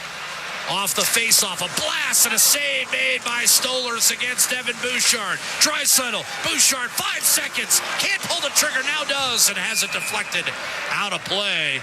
And that was Mitch Marner went for a poke check there, Bob, and he was going to try to go off to the races for a final second breakaway. Instead, with that shot deflected on the second attempt by Bouchard, it will be Edmonton. One more look here. Toronto stacks 4 in the paint against Hyman and McDavid. And now Marner will move to the half wall as Tavares prepares to take the draw. McDavid lines up a little wider on the hash marks just outside the right circle. Matters not. Tavares won the draw. A centering pass doesn't make its way through. And for the third consecutive time this week, we will have an overtime session. Toronto with 2 goals in 59 seconds to turn a 2-1 deficit into a 3-2 lead. Then Edmonton with the extra attacker on, 6-on-5. Draisaitl banging home a loose puck from Nugent Hopkins and McDavid, and we are tied once again. Draisaitl and Nurse already with overtime goals this week. Who will be the hero in the extra session? We'll be back in 30 seconds. 60 minutes has settled nothing in Toronto. The Oilers and the Leafs tied at 3. And this is Ford Dealers NHL Hockey. The Oilers Radio Network. Blue-collar work deserves big dollar perks. Get a heavy wallet with Heavy Metal Equipment and Rentals. Heavy Metal Equipment and Rentals is hiring heavy equipment technicians, maintenance supervisors, PM servicemen, maintenance coordinators, and pretty much every other position that makes Alberta go. We help move the earth that makes Alberta grow. So why not work for a company that makes your bank account grow too? Visit HeavyMetalEquipment.ca to find your new career. Heavy Metal Equipment and Rentals, helping you move the earth. Listen on air, online, and on the Radio Player Canada app. This is the Oilers Radio Network. So we're set for overtime. Edmonton 4-1, an excellent overtime team traditionally. Had a bit of an off year last year, but Draisaitl with 3 OT winners. Nurse won it on Thursday night, the night where Connor McDavid surpassed the 1,000-point milestone. He was injured by an illegal check to the head, and though he's okay in the Oilers dressing room, unavailable for overtime, obviously. It'll be McDavid, Draisaitl, and Bouchard to start. Meanwhile, the Toronto Maple Leafs are 1-2 in overtime this year. And the Leafs, without, of course, Austin Matthews for this game, the 6th consecutive one he's missed, will go with Tavares, Marner, and Oliver Ekman-Larsson. So Tavares and Draisaitl in the circle. Tavares is 10-9. Yeah, possession is so key right here. It's often been said it's 9/10 of the rule, Jack. Tavares had the overtime winner on Wednesday night. It was the 18th of his career. McDavid and Draisaitl have 16. The record is Alex Ovechkin with 27. Draisaitl against Tavares won the face-off, and it's the Oilers with the first possession of overtime. We are tied at 3. The shots in regulation, 29-21 for the Oilers, including 11-6 in the third. Here's McDavid against Marner. Cuts left, shoots, and a save made. Anthony Stolars, the rebound tossed by McDavid all the way back into his own zone. Well, he set up the picket fence one-on-one there. picked off Ekman Larson, and it was McDavid against Marner. Here's Draisaitl. Shakes free of Tavares, heading for the net. A centering pass broken up, and Toronto's going to have a 2-on-1 to win it. Bouchard back. Marner and Tavares. Marner shoots and scores. Mitch Marner with the 200th goal of his NHL career puts it away. And the Leafs emerge with a 4-3 overtime win over the Edmonton Oilers, who see their 3-game winning streak come to an end. First game all season, the Oilers scored 3 or more goals and lose. Edmonton had their chance. McDavid off the rush. Leon tried to feather a pass through on his backhand. It got knocked down 2-on-1. Evan Bouchard took the pass away, and Marner ripped it past Skinner for the winner. His 6th of the year, 200th of his NHL career. Mitch Marner having himself a week. He scored the tying goal with 48 seconds to go against Washington on Wednesday and scores the game winner 40 seconds into overtime tonight. The Oilers had a couple looks in overtime. Yep. McDavid stopped by Stolarz. And then when Draisaitl tried to thread it through, Toronto was able to make the steal, and in transition, Marner takes it himself, often known as a pass-first guy. Bouchard took that away, so Marner ripped it blocker side past Stuart Skinner. At the end of the day, Jack, Anthony Stolarz was one save better in this game than Stuart Skinner. I mean, the Oilers got 30 shots on goal in the last 2 periods of this hockey game. Only permitted 22 all night. Right. They outshot Toronto 20-11 in the final 2 periods, and the Leafs had a 5-on-3.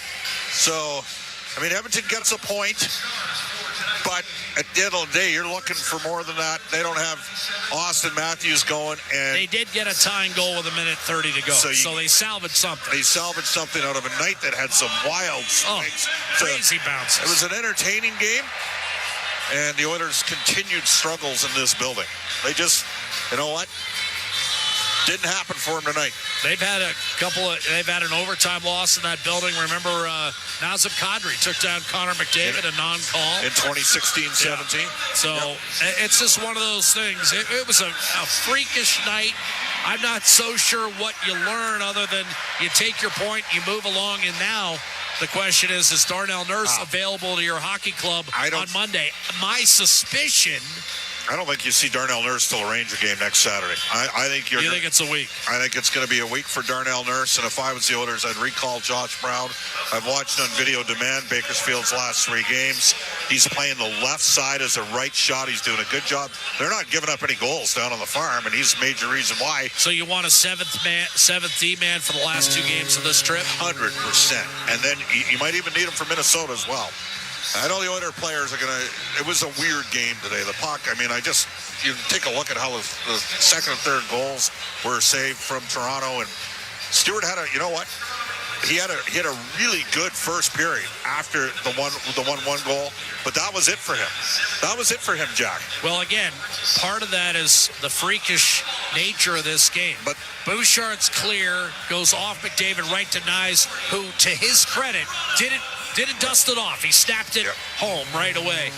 The play that I felt he could have made was on the deflected puck that ends up going up the seam. Late read. He's got to be out there to play the puck, but he doesn't play the puck well. And then even, Jack, it's got to be stated, in overtime, Bouchard takes the lower half of the net away, and it looked like Skinner still was peaking on that pass. As good a playmaker as Marner was, he had to take the shot there, and he did, and he ripped it home. And I just think that Stewart maybe could have been a little bit more square to the shooter. What about you? Is that fair? Well, I think what happened is it looked to me like he jabbed his pad out a little bit late after the release. And Mitch Marner, as you know, similar to Ryan Nugent-Hopkins, isn't necessarily known for a shot, but he's got a heavy wrist shot. So the Oilers did some good things tonight. They played pretty well, and they got a point. They got a point by getting a goal late. 3 unassisted goals for the Toronto Maple Leafs tonight to close out the scoring. There you go.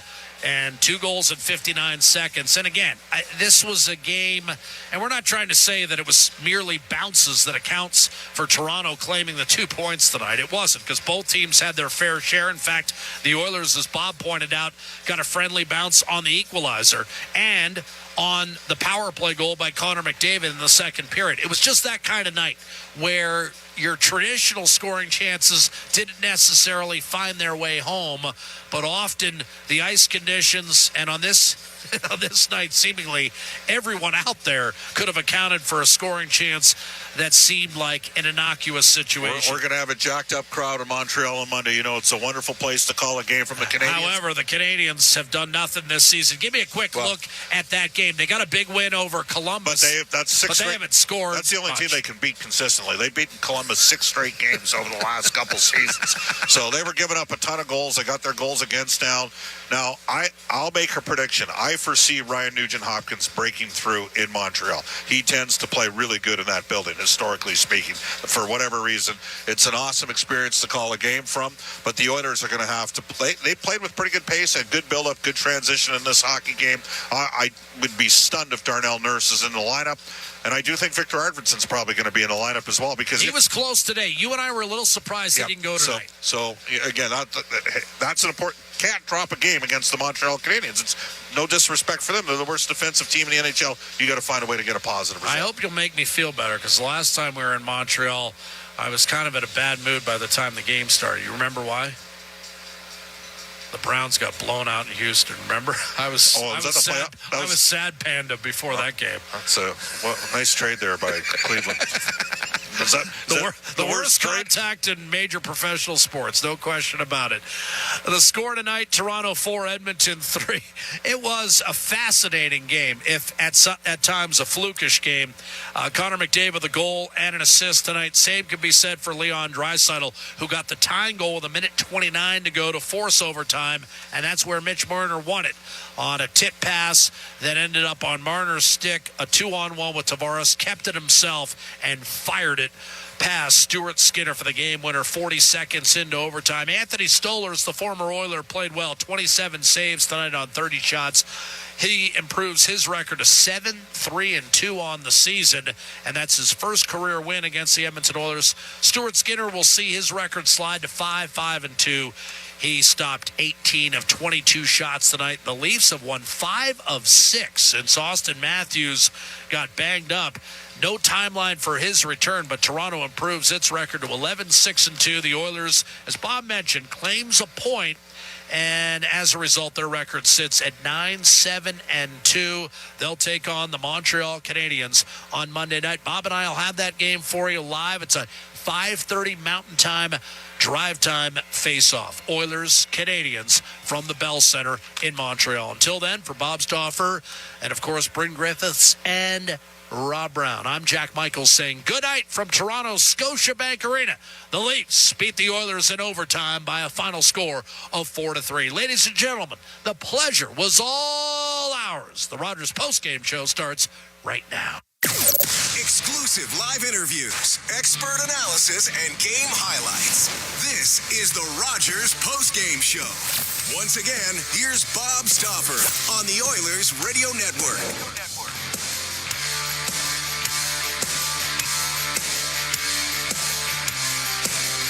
Games all season. Century Casino, 3 great locations: Edmonton, St. Albert, next to the Edmonton International Airport at Century Mile. Welcome to the Winter Zone. Here's Leon Draisaitl's game-tying goal.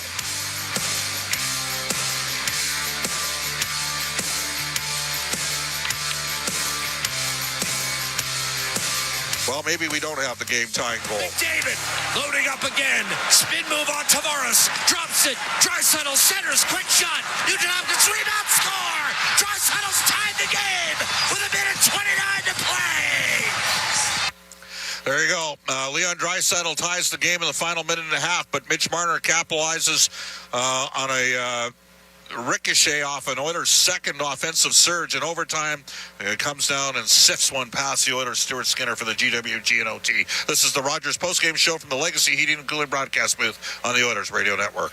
Hey, Paul Brandt here. As a musician, I'm drawn to the sounds of this great province. Whether it's the wind blowing down the Rockies, the rustling of grass across the prairie, or the sweet sound of a Ford Super Duty, it's all music to my ears. Speaking of Super Duty, with heavy-duty performance that's built for getting the job done right, it's no wonder this truck has Albertans singing its praises. The 2024 Ford Super Duty is available now at your Alberta Ford dealer. Just head on in today and tell them PB sent you. Chemco is more than just a trusted local name. Chemco has been building industry across Canada for more than 60 years. From engineering through to commissioning, construction, maintenance, and beyond, Chemco's multidiscipline approach stands firmly on the belief that Chemco cares. It's not just what they do, it's how they do it. Visit Chemco.com and discover how they can support your project today. Chemco, proud fans of the Edmonton Oilers, serving and supporting communities across Canada for over 60 years. This is the Rogers postgame show on the Oilers Radio Network. Unfortunately, no Alberta Blue Cross travel insurance goal of the game. Health, dental, travel. We've got the coverage you need. Visit ab.bluecross.ca. The Oilers had lots of chances, 2-1 in the first 8 or 9 minutes of the third period. Couldn't build up a 3-1 lead. To Edmonton's credit, they did rally from 3-2 down to force overtime. Smart play of the night's brought to you by Catelli Smart Pasta with all natural ingredients. It's a smart move for your next meal. Look for the box the next time you shop. And, this game, I'm going to give it to Matthias Janmark. He did a great job of putting pucks in good spots on the ice. And, he's all you need to know is right now Matthias Janmark is the third highest scoring forward on the Edmonton Oilers. Let's bring aboard our inside the game analyst, Rob Brown. Rob, your assessment on the game tonight. Very entertaining. If you're not interested in the result, you were entertained tonight. Two very good hockey clubs going at it. I thought the first period was fantastic to watch. I thought the third period had an excitement level through the roof. The period that was the slowest was the period with all the power plays in it. Yep. It actually took away momentum from this game. But it's funny, the Oilers get a big loss in this game by losing Darnell Nurse, who's been playing very, very well. Now, all of a sudden, you got Bouchard and Ekholm, and then you got Kulak, and then three players that have been used sparingly. And you're thinking, okay, half a game you got to go through with your bottom three defensemen, and you got to lead. And they were fine. It was your star defenseman, Bouchard, that makes the big mistakes. And that's not what you expect. You have a 1-goal lead late in the third period. You are playing well. The Leafs really had nothing going in the third period. And you try a cross-ice pass through your own slot. Yeah. You just can't do that. That is risk-reward. There's no reward on that. Just put the puck down. Just huge risk. You just can't do that. Bouchard should know better, and he does know better. And then the next one, he gets caught flat-footed at the blue line. So the Toronto Maple Leafs weren't creating on their own in the third. The Oilers make two big mistakes, and you cannot make big mistakes to a good hockey club, and Toronto is a good hockey club. All right. Do you think Ryan Reeves got suspended? Oh, he should be. And to me, it's not a phone call. This is an in-person hearing. If you watch the video close, he comes in just normal side, low. He raises himself up to throw the hit. It was a predatory hit. It's a terrible, horrible hit that you need out of the game of hockey. Nurse was unexpecting. He was turned kind of sideways, looking at the puck. But Reeves saw he had him in a vulnerable position, and when he hit him, he raised his body up to go shoulder to head.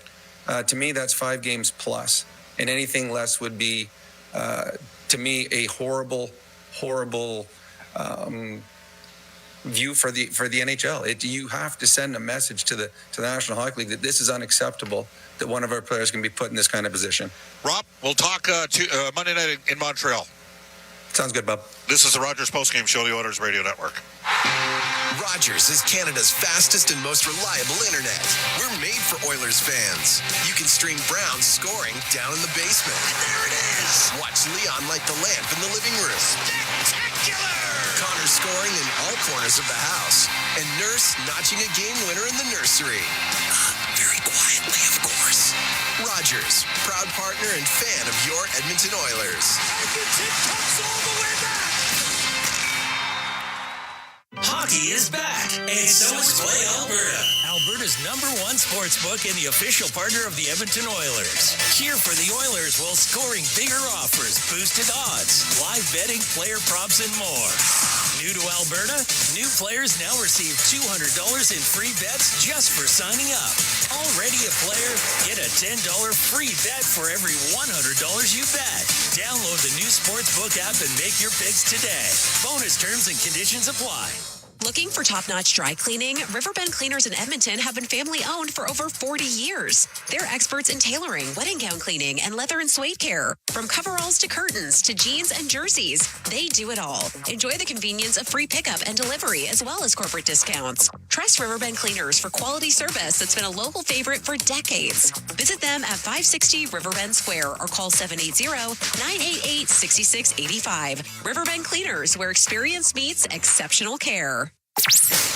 You're tuned in to the Rogers postgame show on the official voice of the Edmonton Oilers, 880 CHAD, and on the Oilers Radio Network. Let's go to the out-of-town scoreboard for Pizza 73, the official pizza of the Edmonton Oilers. The Edmonton Oil Kings trail 2-1 in the third period in Prince Albert. Bakersfield Condors tonight are in San Diego. These are finals in the NHL. Braden Shen, GWGOT, St. Louis beats Boston 3-2. Seattle holds on for a 3-2 victory over the Islanders. Canadians, 6th straight victory over the Columbus Blue Jackets, 5-1. Edmonton and Montreal on Monday night. Tampa Bay shuts out the Devils by a score of 4-0. Florida Panthers shut out Winnipeg 5-0. Jets have dropped 2 straight as they lose to Tampa Bay and Florida, 2 pretty good teams. Flyers all over the Sabres 5-2. Penguins win in overtime 4-3. Check that, a shootout victory 4-3 over the San Jose Sharks. The Hurricanes shut out Ottawa 4-0. Edmonton and Ottawa on Tuesday. Games currently underway. Dallas up 1-0 in the third over Minnesota. LA leads Detroit 2-0. That is in the third period. Later tonight, Vancouver hosts Chicago. Here at Scotiabank Arena, seesaw affair. Oilers played pretty well. Got a late game tying goal from Leon Draisaitl, lost in overtime on a Mitch Marner GWG. This is the Rogers postgame show, Oilers Radio Network. Every year, carbon monoxide poisoning kills over 300 Canadians and hospitalizes many more. Carbon monoxide has no smell, taste, or color. But protecting yourself and your family isn't hard. A properly functioning carbon monoxide alarm can detect carbon monoxide and alert you to the danger. We've created a helpful carbon monoxide checklist to help you protect your household. Visit atco.com/co to learn more and download the checklist. ATCO. Our people, our team. It's what business owners almost always say is their most important resource. But strong businesses don't just find great people. They make sure their teams stay healthy, engaged, and performing at their best. A benefits plan from Alberta Blue Cross is more than just drug and dental. They support the whole person with flexible coverage levels that fit the size and circumstance of your business. Find a plan that gets results at ab.bluecross.ca. All right, let's go to Molson Cup 3 Stars, presented by Molson, the official beer of the Edmonton Oilers. Whether it's Canadian Ultra, Export, or Excel, there's a Molson with your name on it. You must be of legal drinking age. Here we go. Third star tonight from the Edmonton Oilers, Connor McDavid, goal and assist. Bobby McMahon was tonight's second star. He had a pair of goals. The Leafs are 14-1 with him in the lineup. 14-1 when he scores. Mitch Marner, he was all over the score sheet as well. Picked up a goal and assist, including the GWG and OT. He is tonight's first star. Rogers postgame shows are following each of our NHL broadcasts. Oilers return to action Monday night in Montreal. For Jack Michaels and Cam Boone, our 2 play-by-play callers this year, Rob Brown, Brendan Griffiths, and Brendan Escott. Eamon Hashem and Angie Quinnell, along with Kellen Kennedy. Eamon and Angie helped produce this one for us. And our engineer here in Toronto, Curtis Papetti. Bob Stauffer saying so long from Scotiabank Arena. The Oilers lose 4-3 in OT. They're 3-0-1 in their last 4.